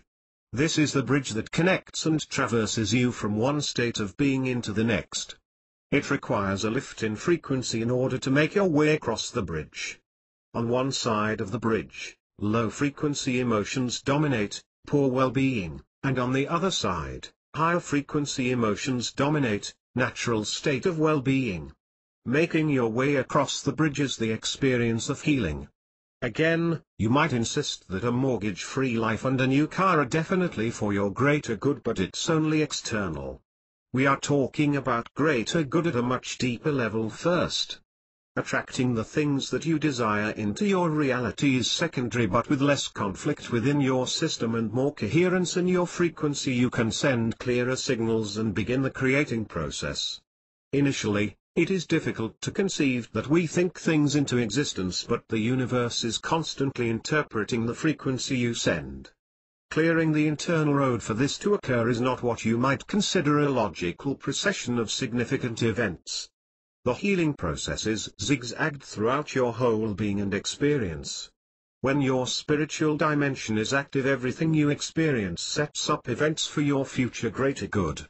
In connection with Source, the superconscious has the ability to utilize an infinite supply of variables to aid in the process of healing. Quite literally, the whole universe is at its disposal. You cannot fathom the combination of variables it takes for just one seemingly insignificant experience that could impact upon your life. The superconscious does not manage things in the same fashion as your linear thinking left brain.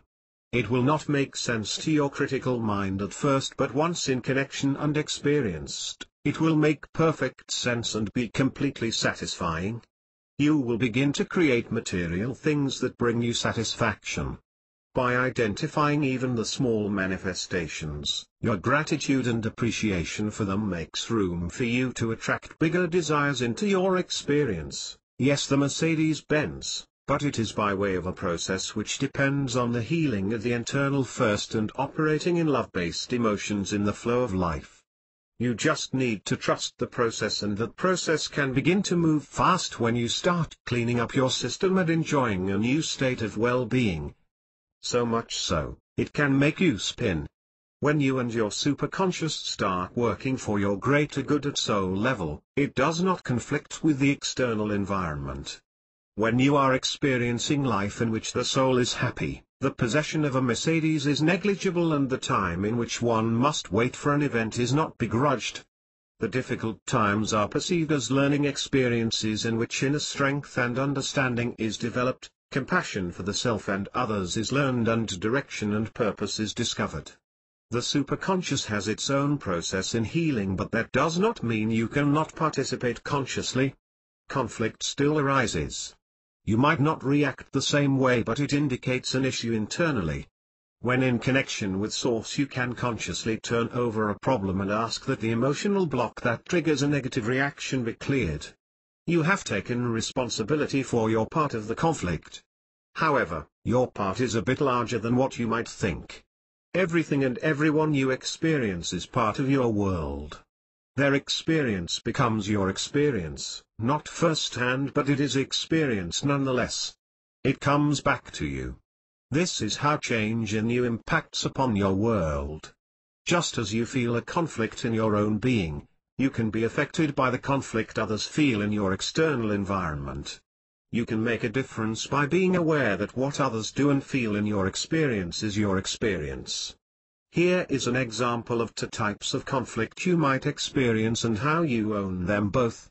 1. Your partner comes home tired and has forgotten to pick up some items that you requested. You are exhausted, so you snap and growl and it escalates into a battle. It is not the first time he/she has forgotten what you needed, and this is why you felt justified in your anger.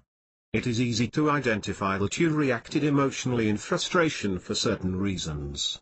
If you actively wanted to clear that pattern of reaction, you could ask, when connection to your superconscious, to clear the emotional injury from you so this type of situation would occur less.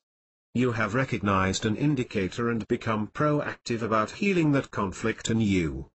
2. Your partner might be struggling with issues at work. He/she is unhappy with the situation.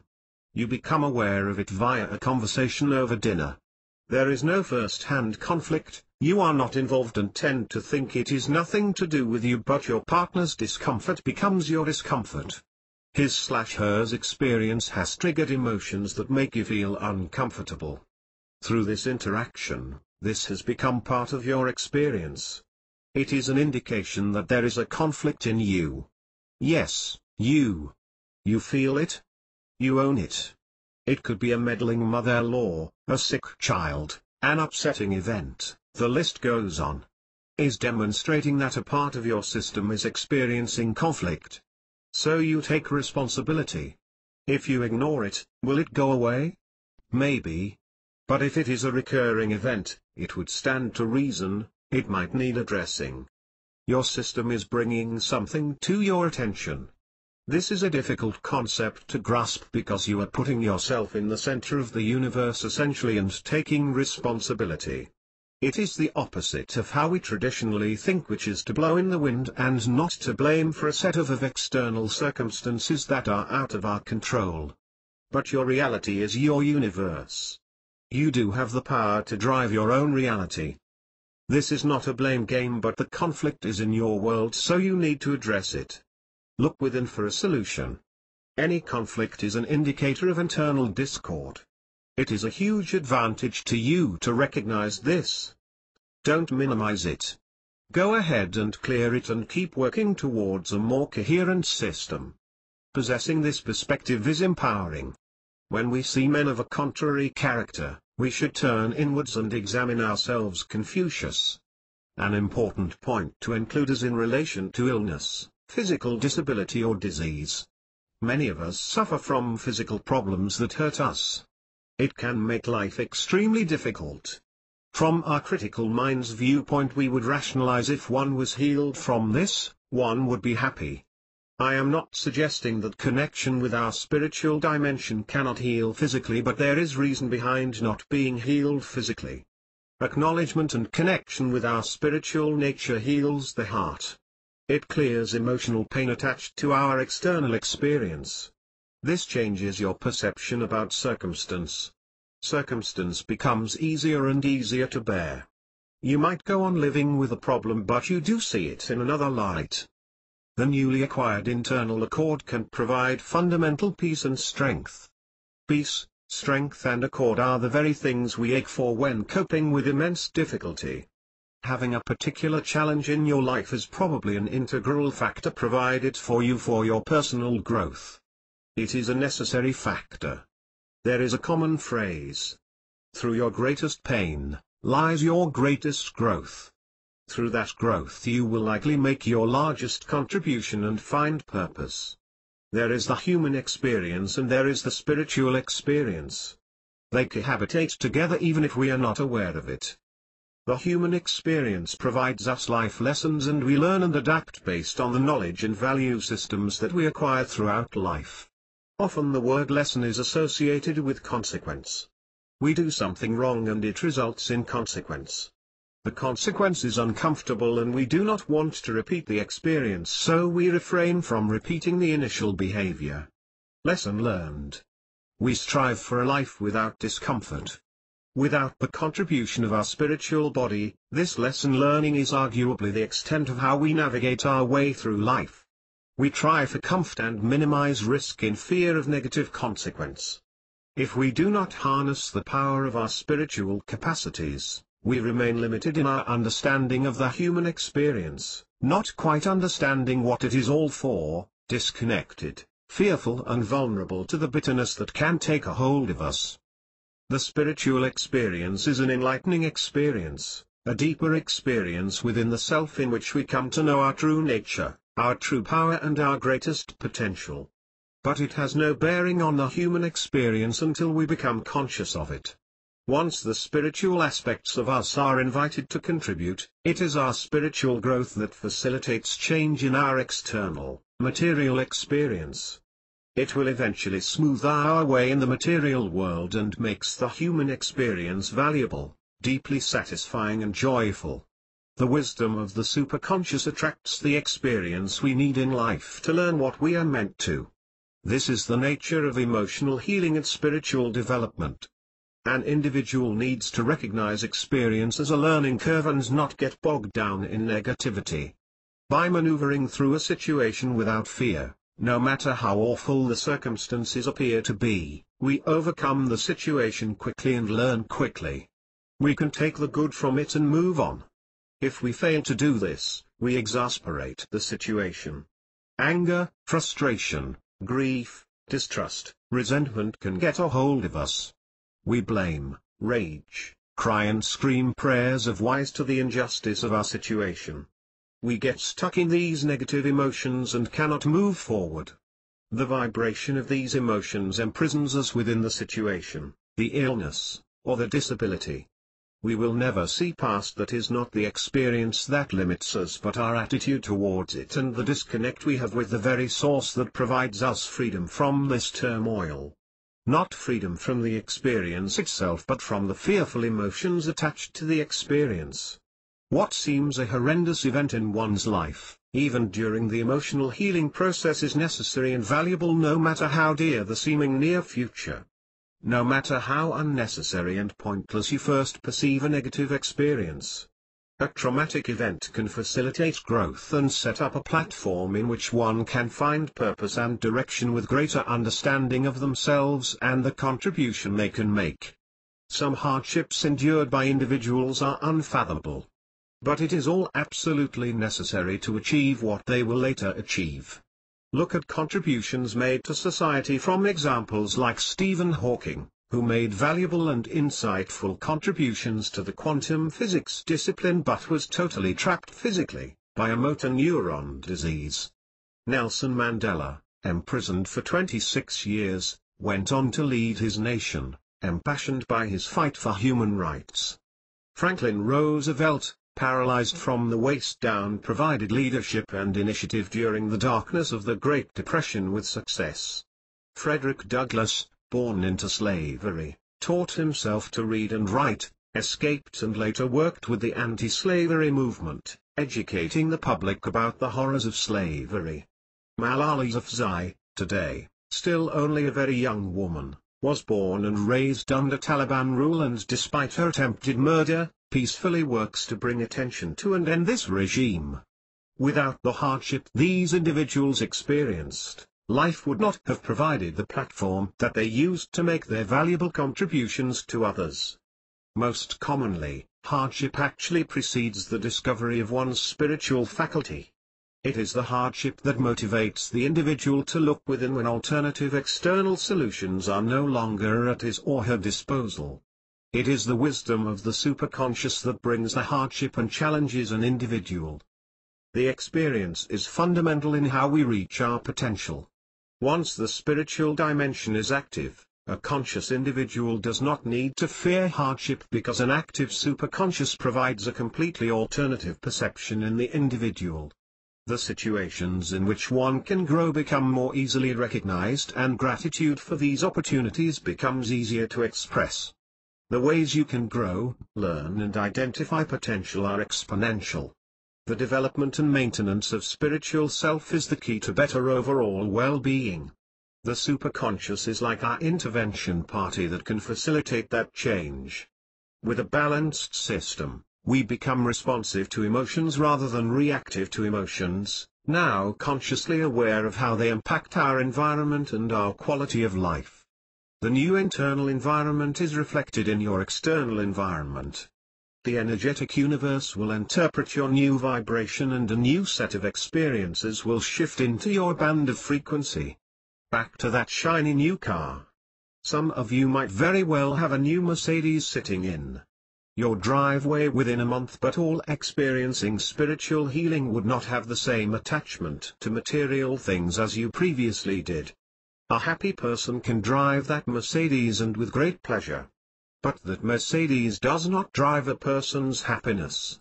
The real voyage of discovery consists not in seeing new landscapes, but having new eyes. Marcel Proust. Chapter 9, Relaxation and Health.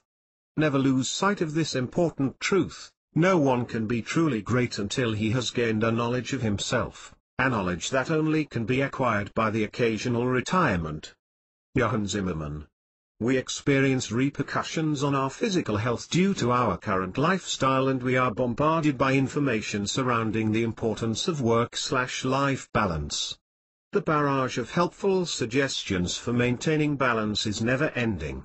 However, they don't address a balance within ourselves. They provide methods in which we can balance heavy demands on our time and keep up our physical health so we can keep performing. It is commonly accepted that relaxation plays an important part of that balance, and we have at our fingertips a wealth of information about how to make time and do relaxation.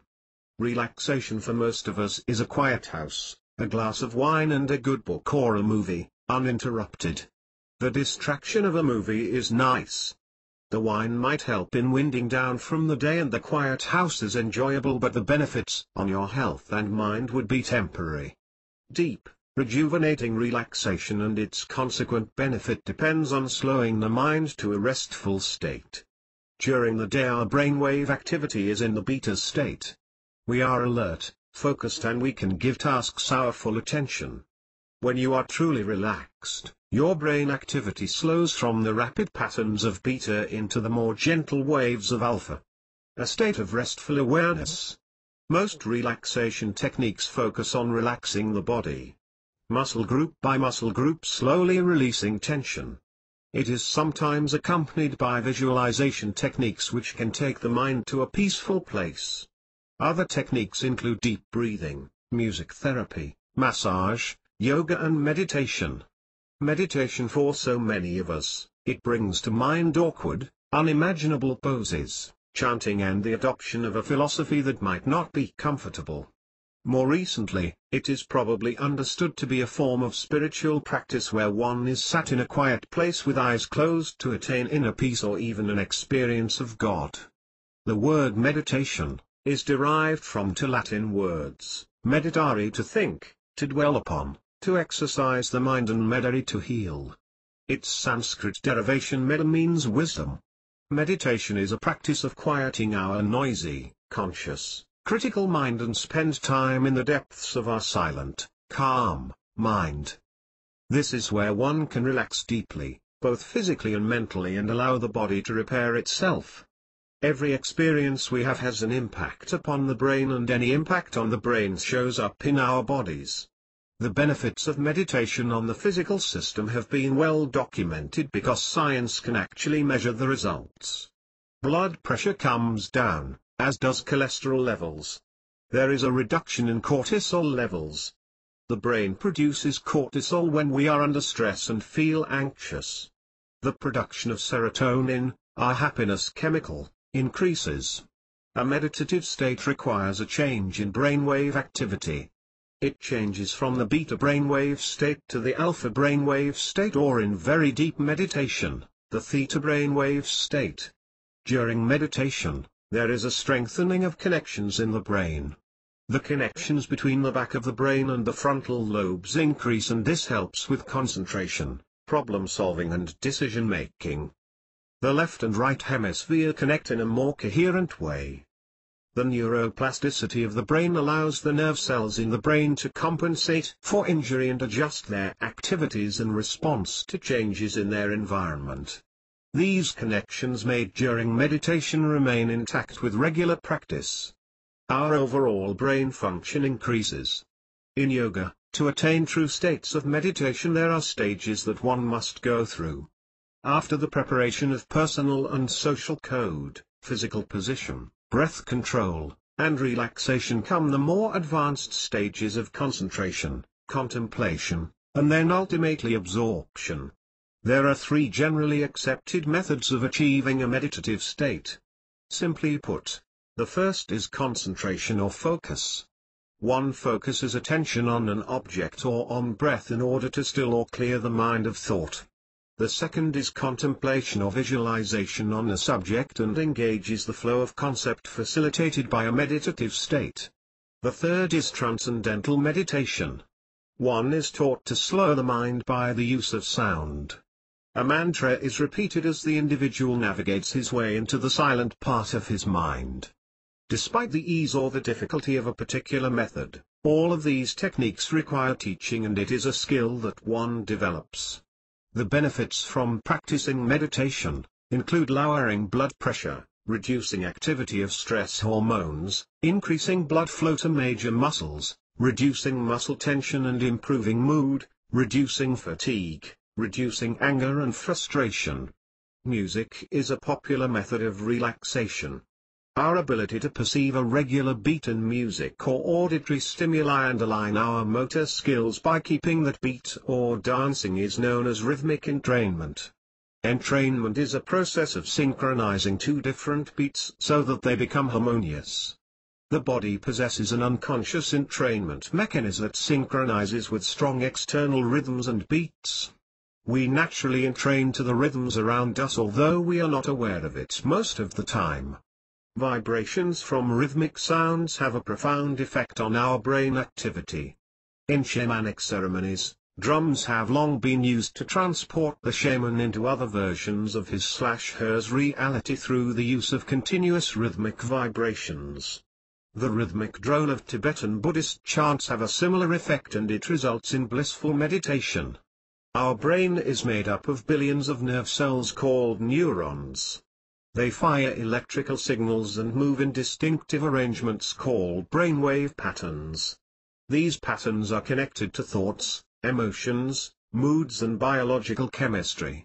Brainwave entrainment stimulates these brainwaves through the use of carrier frequency tones that are inaudible to the ear but the brain can register. By repeatedly exposing your brain to these tones, your brain becomes conditioned to the frequencies. The most popular and effective brainwave entrainment is the use of audio recordings that require you to listen with headphones or earphones. Inaudible frequency tones or beats are embedded within the sounds. The sounds or music you hear mask the actual carrier tones or beats. The frequencies are computer generated. They are precise, consistent and can be targeted to induce specific and desired states of brainwave activity. The benefits are considered similar to meditation. Technology is fast-tracking our ability to achieve an alpha or theta state of mind. All of the relaxation methods demonstrate that the benefits one can experience are due to the slower brainwave patterns. When we are in this state, it permits the individual to visit a place in the mind that is calm and uninterrupted from the noisy mental chatter. It is while we are in this state of deep relaxation that the system can rest deeply, rejuvenate and repair. This may be considered a spiritual practice, but it is proven medically and scientifically that our body functions differently in this condition. We are made to function in this capacity, and the benefits of doing so are profound and necessary for more effective function. It is part of our mechanics. It is this same deep relaxation in the alpha state of mind that facilitates a connection to our superconscious. Connecting to your superconscious does not require the practice it takes to meditate. However, it does utilize some meditative techniques to quiet the conscious mind and induce alpha brainwave activity. The practice can be most likened to the transcendental meditation process. The only difference is you are not passive throughout the entire process. You can choose to be active in the connection to your superconscious when you begin to participate in your own healing. The benefits of connection includes the same reduction in stress and anxiety, which indicates your cortisol levels have diminished. The general state of well-being is an indication that there is an increase of serotonin and prolactin levels. The healthy production of these chemicals in our brain have bearing on our moods and feeling of well-being. Like meditation, the practice of connecting to the superconscious results in general well-being, clarity of thought and the ability to concentrate. The ability to problem solve, recall information, organize and create all becomes stronger. When using the wisdom of your superconscious, it goes to the heart of the matter, repairing or removing the emotional injury in the system. Clearing injury away for good, so he or she does not have to live with the repercussions of a belief system that will continue to impact his life due his interpretations and reactions. The physical well-being one experiences is simultaneous. It is the result of injury being removed from the system. Using your superconscious to connect to source is none of the following. It is not positive affirmation. This is a technique that uses language to reprogram the subconscious. The critical factor is between the conscious mind and subconscious mind. It has been described as the guard at the gate. It has the power to accept or reject suggestions from entering the subconscious mind. Its job is to protect us because change is viewed as a threat to our nervous system. A suggestion that does not match the existing programming in the subconscious automatically gets rejected. Benefit from positive affirmations are based on a process in which the critical brain affirms a concept until the concept is accepted and passed through the critical factor. Once accepted by the subconscious, the new belief is programmed into the mind. Arguably, it is a time-consuming activity to convince the brain into accepting new beliefs, either consciously, subconsciously or unconsciously. It is not any mental reenactment of scenarios or possible scenarios to trigger unidentified or submerged emotions in the effort to confront them and cope with them. It is not a conscious therapy session with your inner child, your present you or a future you, pep-talking you into loving you and your potential. This can bring an insight and provide personal compassion about your self-worth, but it is another form of positive affirmation. It's hard work reprogramming the subconscious or identifying unconscious beliefs. It is not self-hypnosis. It does not require the adoption or adaptation of a philosophy or religion. It does not require the rejection of an existing philosophy or religion. It does not require mantras or prayer. It is not physically demanding. Connecting with spirit requires your intention. It requires quiet in the external and the internal environment. The difficulty is to quiet the mental chatter in our critical brain.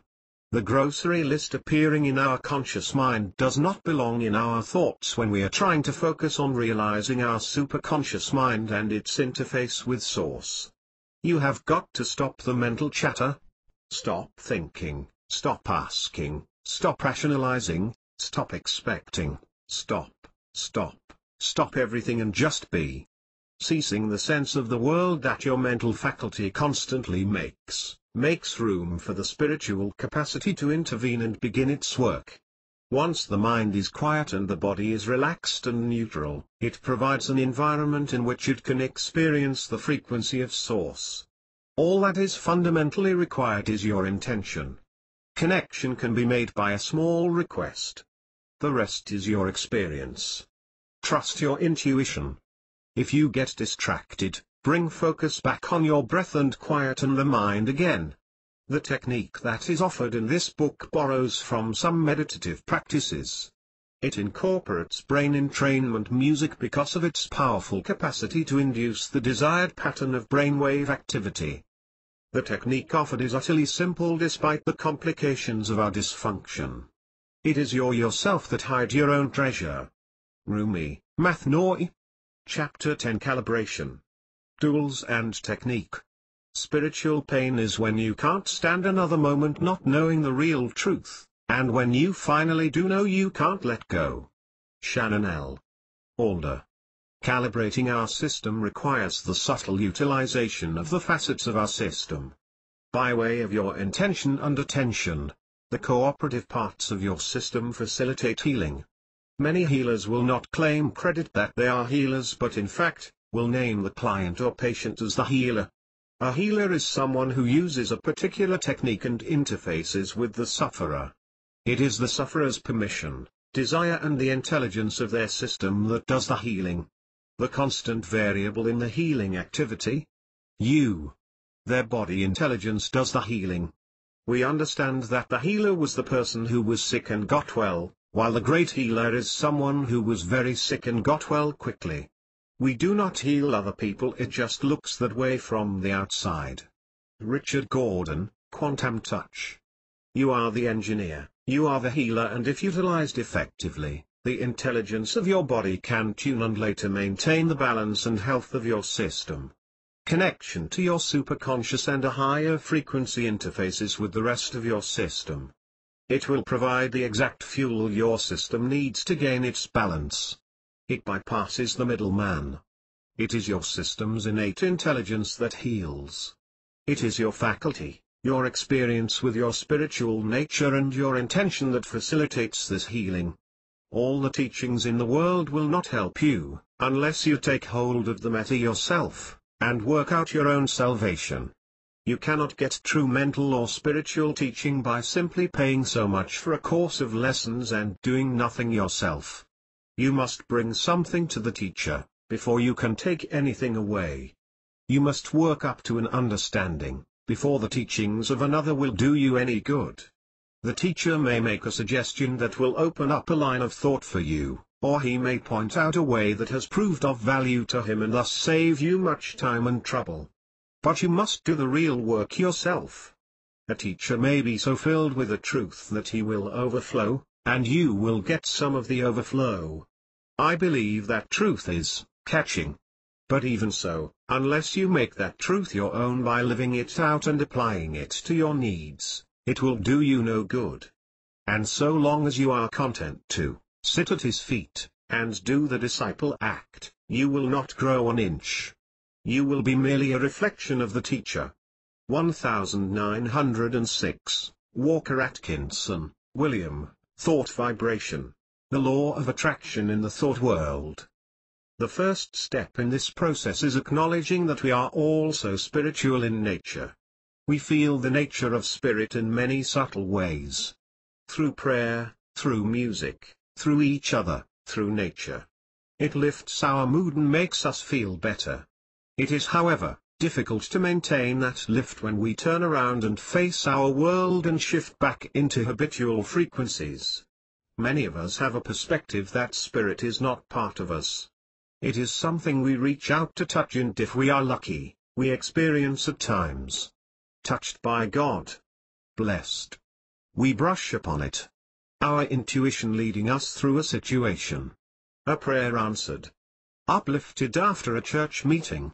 Even the magnitude of that fleeting experience can change our outlook. However, we fail to realize that it is part of our fundamental makeup. It is one of our faculties just as much as we see and hear.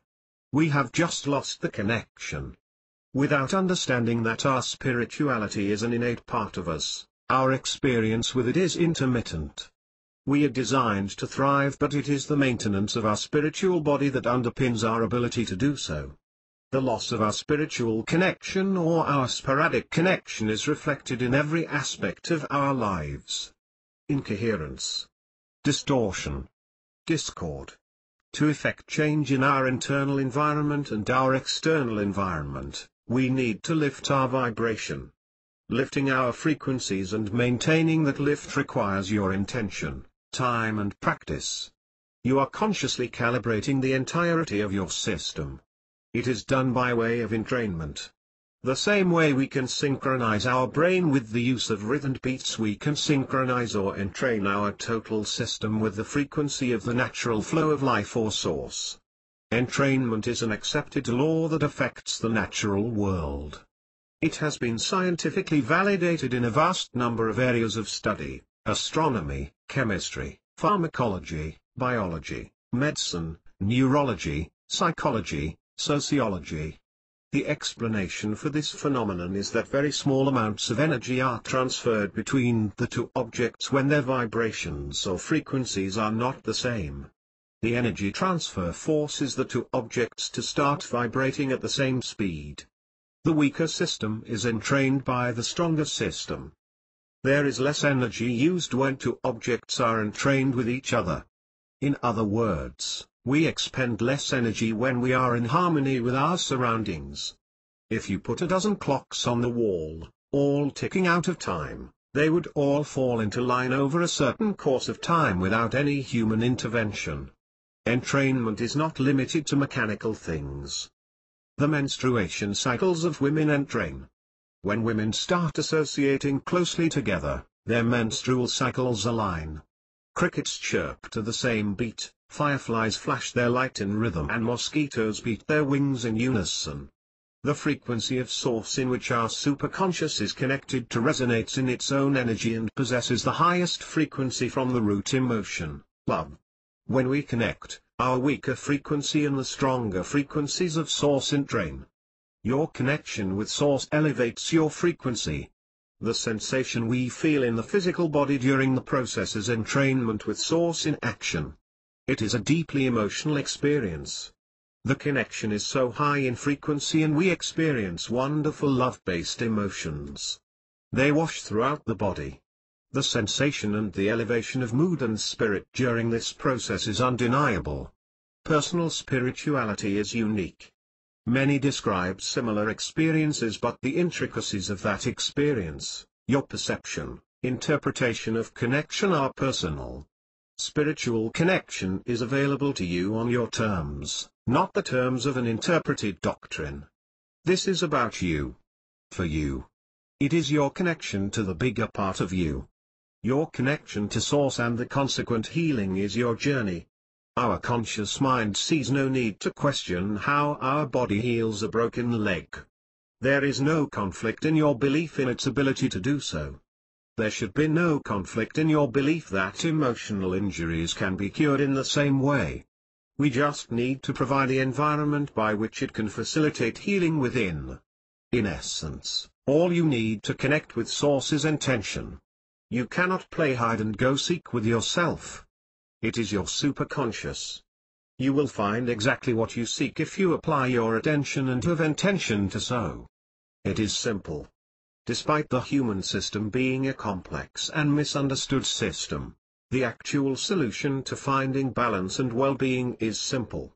If one too was to fail at connection, the only aspect of the process that would need to be addressed or questioned would be genuine intention. Your mental and physical and emotional bodies provide the attention and intention and the vehicle in which the connection is made. Your body is literally your temple.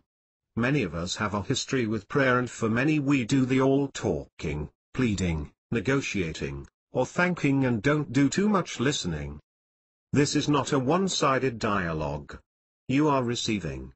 No matter the condition of an individual's state of being, there is room for healing.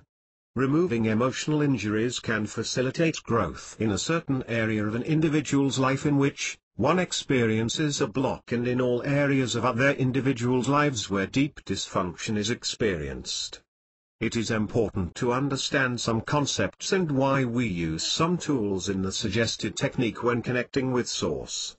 Understanding why gives you a better understanding of the process and what happens within your system. Breath. Focus on breath is important. It quietens your mind and provides you a sense of presence in the body. It brings scattered energy that clings to thoughts of past and future back to the self and the present. Deep abdominal breathing is important in the initial process of connecting with your spiritual body. The purpose of the exercise is to count, repeat and concentrate on the quality and regularity of your breath. It is the focus on the breath and the repetition of the exercise that disengages the conscious mind and results in a deep state of relaxation very quickly. It is the initial part of the exercise and does not have to continue through the whole exercise. Sometimes, individuals need to practice breathing alone until they can quieten that noisy conscious mind before they can successfully go through the full process.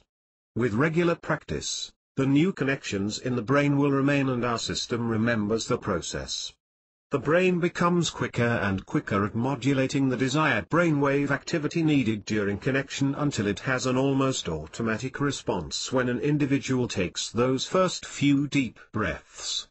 The brain, with practice, will know what is required. Imagination.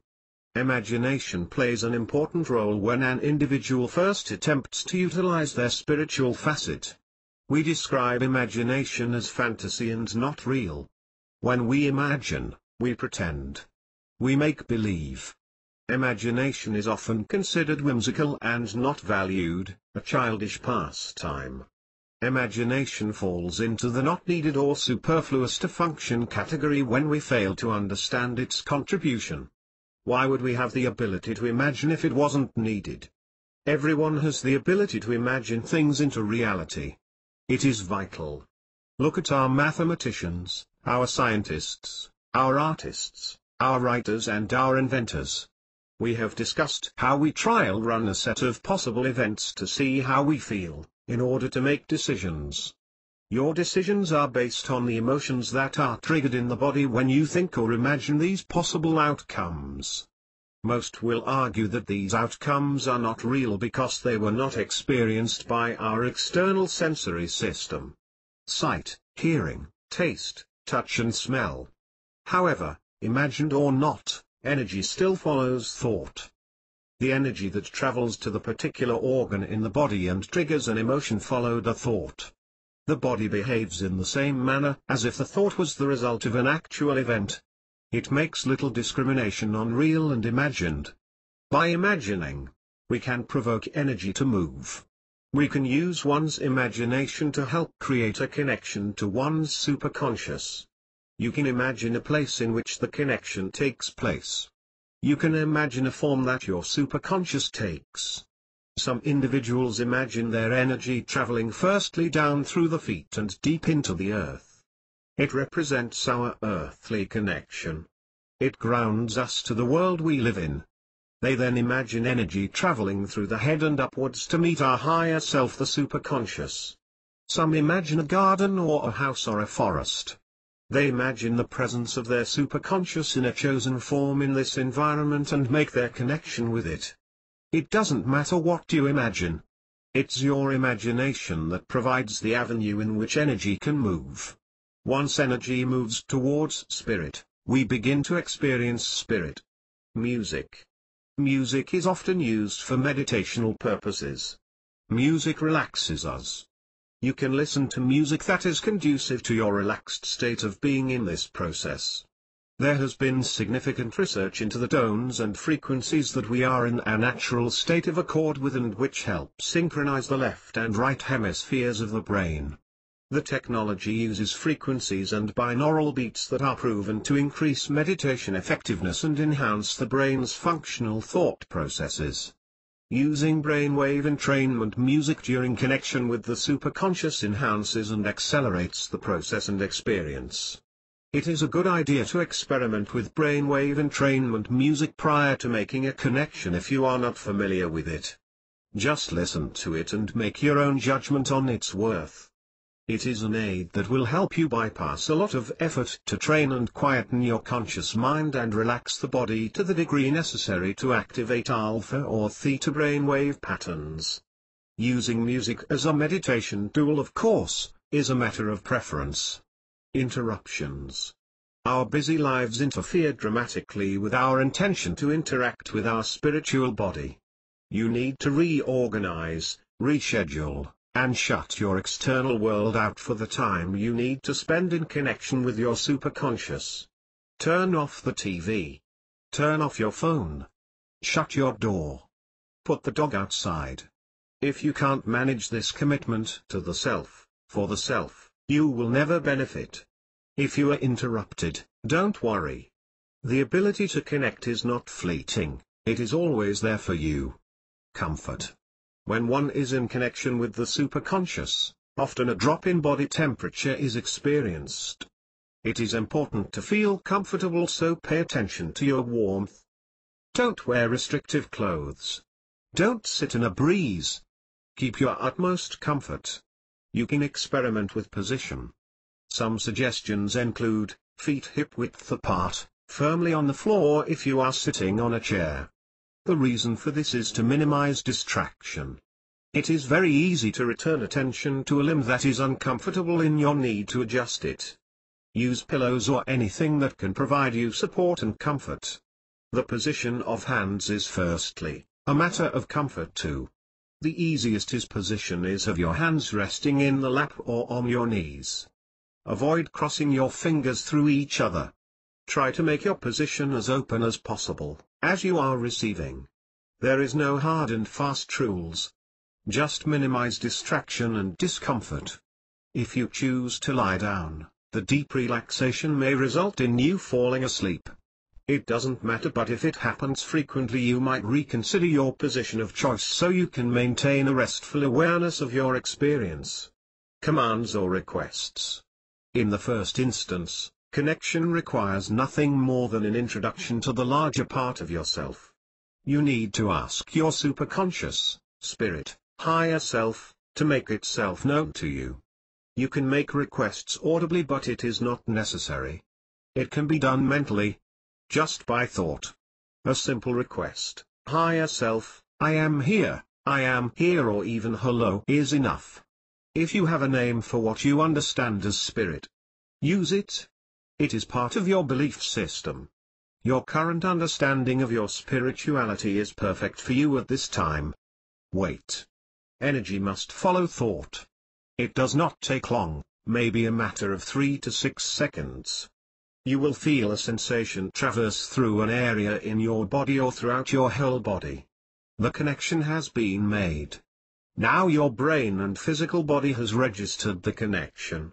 Your emotional body has been moved by the connection. Your rational mind has ascertained that this is indeed happening and very real, and there is no more need for imagination. You can rely on intuition now to navigate the connection and your experience in it. Actively clearing emotional injury. Often the first connection itself is so overwhelming and fulfilling, it is enough to just experience that. However, as you connect more often, healing emotional injury in your system can be an active interaction with your superconscious. Once you have elevated your frequency and entrained with Source, you can ask for its intervention. You do not need to know what needs to be healed.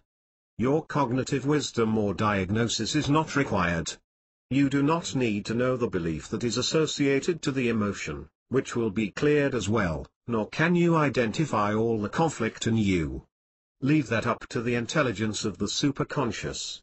Your requests can be as such. Heal the conflict that makes me angry at my grandfather. Apostrophe. That keeps me single. Apostrophe. That scares me from driving. Apostrophe.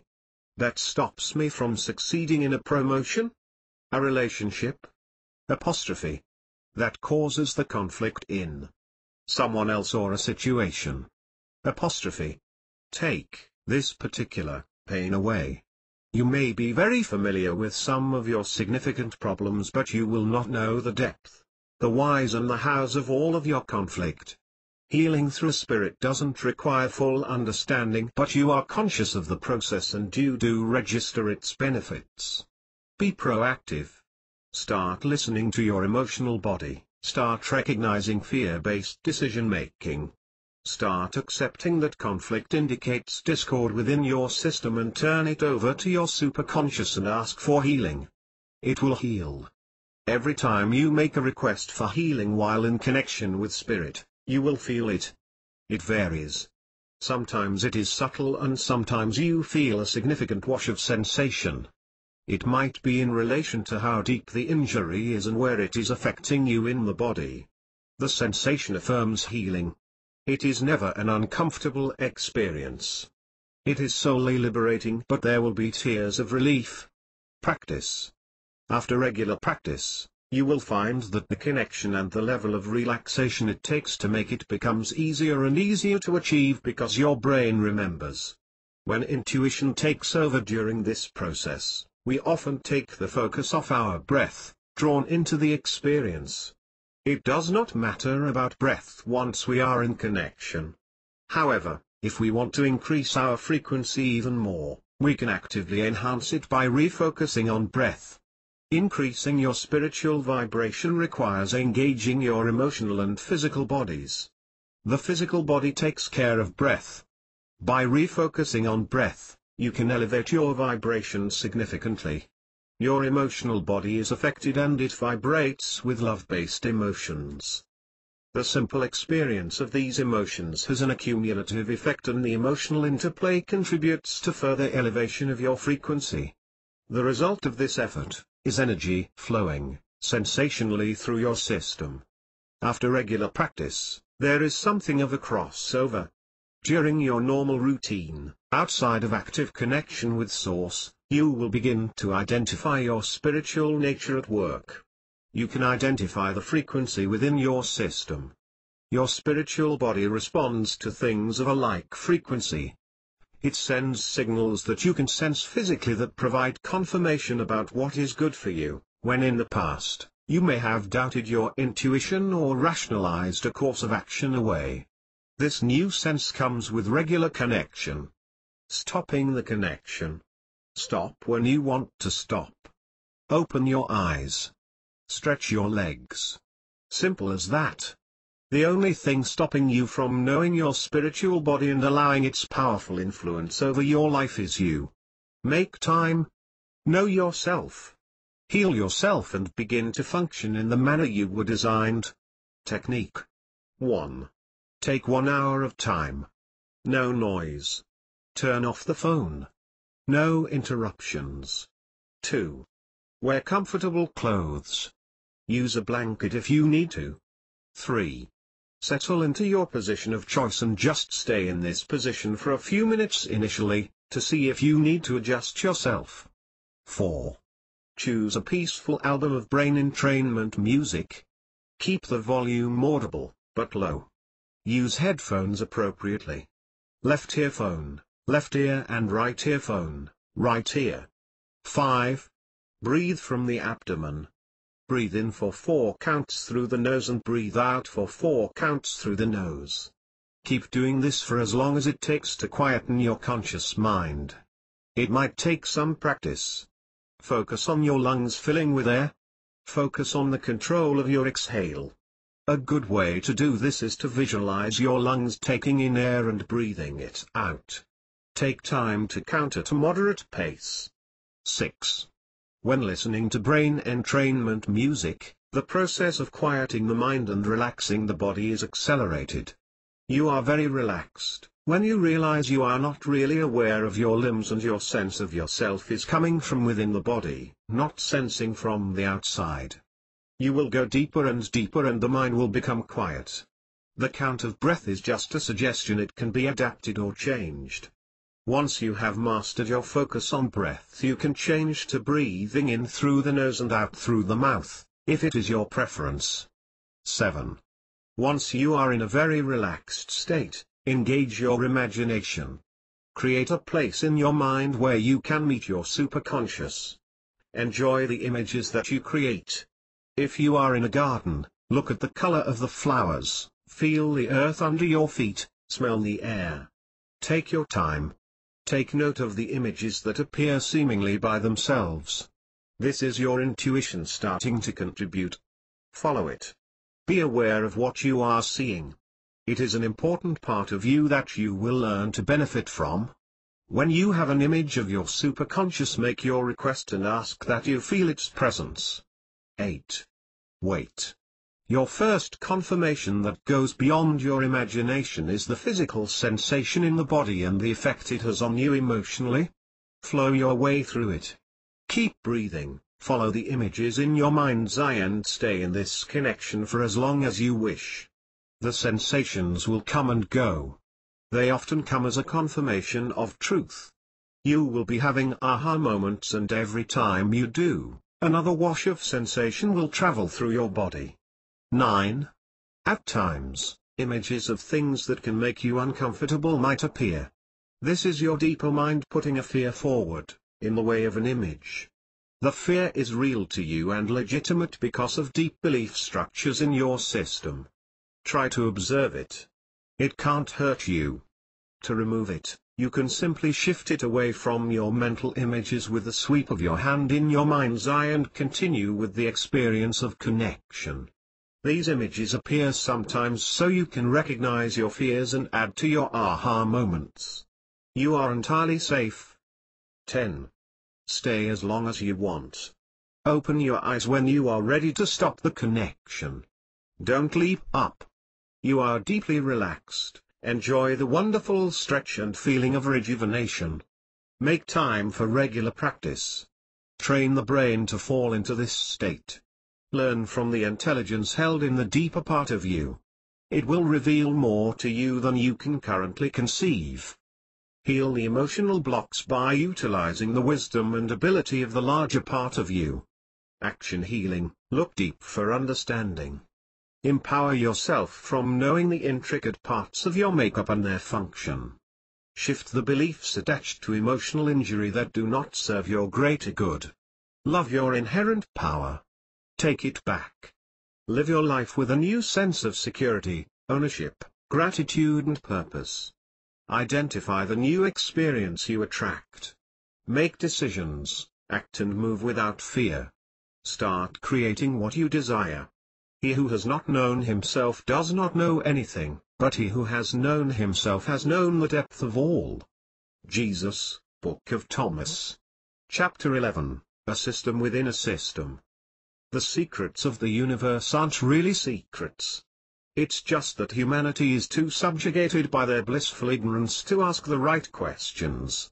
When you have all of the answers, but are unable to ask any questions to them, then all you have are secrets. Lionel Suggs. The universal source is the total of all energy that is present in the universe. It is present in all of the forces in nature and in the inherent power of humanity. Humans are made of the same composition that everything else is made of in the universe. The human body is cells, molecules, atoms, subatomic particles and pure energy. The whole universe is made up of energy and everything is vibrating. We are all made of this energy and have a connection to universal consciousness. This means we are all connected and living in a thought universe. It is in us and surrounds us. The universal flow or source remains in a subtle, motionless, unmanifested state until vibration is sent and interpreted. It then manifests and animates our reality. We are a system within a larger system and we are constantly interfacing with that system which in turn, provides us our experience. It is the intangible spiritual world that gently surrounds the tangible physical world that affects our experience. Our spiritual power is not determined by anything that discriminates, prejudices, punishes. It does not require confession of your sins. It does not require exemplary behavior, nor are you judged. It does not require you to be a Hindu, a Christian, a Taoist or a Muslim. It doesn't matter if you are. Spiritual connection is provided without condition, in a manner you can't yet perceive and only works for your greatest good. It is your connection, your innate birthright. It is part of who and what you are. The connection you have with Source is the method in which you attain and maintain a coherent system within a larger system. Our awareness of our total function and our interaction with the universal system is the key to dominion over ourselves. Dominion over the self provides dominion over one's external world. Without knowing our spiritual capacity and knowing how to use it to heal and maintain our system leaves us vulnerable to an accumulating negative emotions and belief structures that create discord in our system and our experience. When one ceases suffering from emotional injury, it results in a more coherent system and facilitates a shift into an alternative band of frequency which attracts a new set of experiences. The deeper or greater the attention we make to removing emotional injury, the greater the changes in our experience. Each one of us holds a set of beliefs and attitudes, a mindset that determines how we interpret and respond to situations. It shapes how we interact with others, and therefore, these attitudes and mindset affect the people we work and interact with in both subtle and profound ways. The socially transmitted impact of your mindset extends beyond those people with whom you interact directly in the workplace and community. It also touches those to whom they are connected to closely and also their larger networks and communities. You can start to understand how the ripple effect of an individual that has a change in mindset can impact a larger group of people. However, for your experience to change, the change still starts within you. In possession of a coherent, energetic system, we vibrate with little discord and our experience ceases to conflict with our conscious desires due to the clear signal we are sending. We can begin to experience the opportunities that serve our truthful desires. Our senses heighten. We become more intuitive to what serves our good. We make better decisions that are not from a fear-based perspective. Love-based decision-making serves us well and takes us in directions we might not always expect but can result in spectacular opportunity. We doubt less, no more.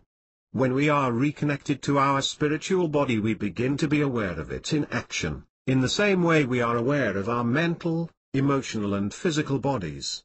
It knows truth and it communicates truth in situations to you. It guides and gently pushes you to recognize and act on truth. It is the act of making decisions in itself, in the absence of fear, that results in new motion. An action breeds doubt and fear. Action breeds confidence and courage. If you want to conquer fear, do not sit at home and think about it. Go out and get busy. Dale Carnegie. Any direction a decision takes you is okay, when an individual is operating in the natural flow of life. There is no right or wrong decision if it is made without fear. All love-based decision-making creates a way to move forward. A door may open, a door may close. It shifts and guides you to get you where you need to go in order to serve your greatest purpose. Being conscious of this removes the frustration and fear of a seeming negative experience and replaces it with an anticipation and excitement. There is room for growth in every experience we have.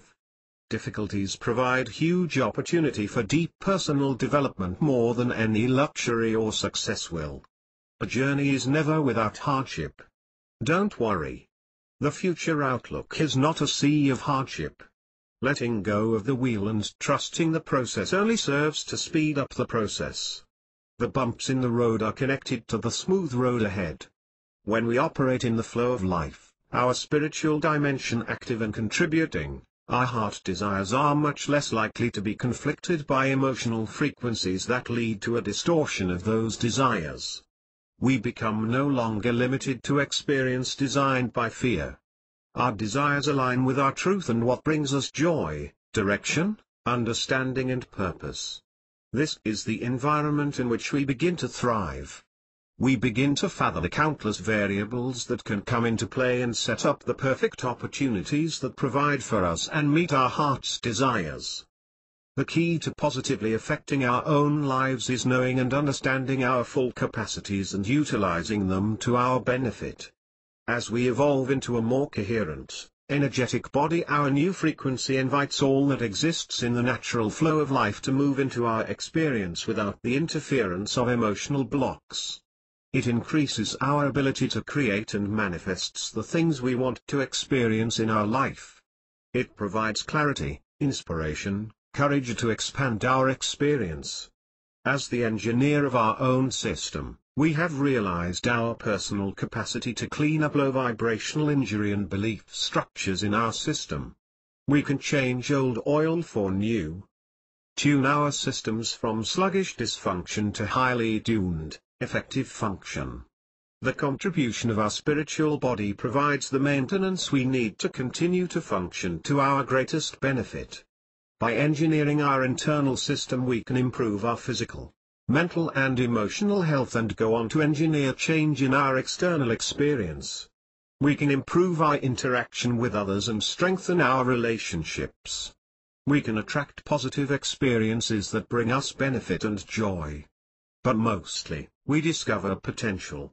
Potential in others, potential in events, potential in failure, potential in success and most deeply and most valuable, potential in ourselves.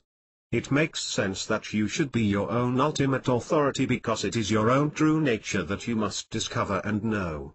Your human identity includes the faculties that provide the capacity and power to master yourself and drive a fulfilling and satisfying experience. Change is firstly individual, but collective change can follow. Humanity can develop positively and masterfully, and we will if we discover our nature, our human capacity and our innate power through our connection with Source. The question is, are we unsatisfied enough to stop seeking externally for answers that have not yet been provided and discover the answers within, where all change begins and reveals our true nature and inherent power to create happier, more successful, fulfilling lives? When I let go of what I am, I become what I might be. Lao Tzu. I am not currently sitting cross-legged on a mountain in nirvana, nor do I have a shiny Mercedes-Benz sitting in my driveway. In the months after I left China I moved. I moved fast, covering ground geographically and personally. I shut doors on circumstances that no longer provided me purpose. I let go of control in circumstances that I could not control. I watched as old friends gravitated away from me and new people gravitated towards me. When I say new people, they weren't necessarily strangers. They included acquaintances and family members that I had never been close to before. I easily shifted my direction when a door closed and moved towards alternative open doors. I leapt into circumstance that was full of uncertainty and life caught me. I married. I am very happy that I married the man who made the first suggestion to me, 3 years prior, that I could live without medication and to look for my answers inwards, not outwards. His gentle encouragement did not provide me with explanation or a destination, he only gave me small push in the right direction. Inwards. I found answers. I have managed to clear the fog out of my head and I have acquired the clarity to express some of those answers. I have developed the inspiration to share those answers in a fashion that some individuals might respond to and benefit from. I don't suffer from depression at all anymore, but I am still healing emotional injury in my system.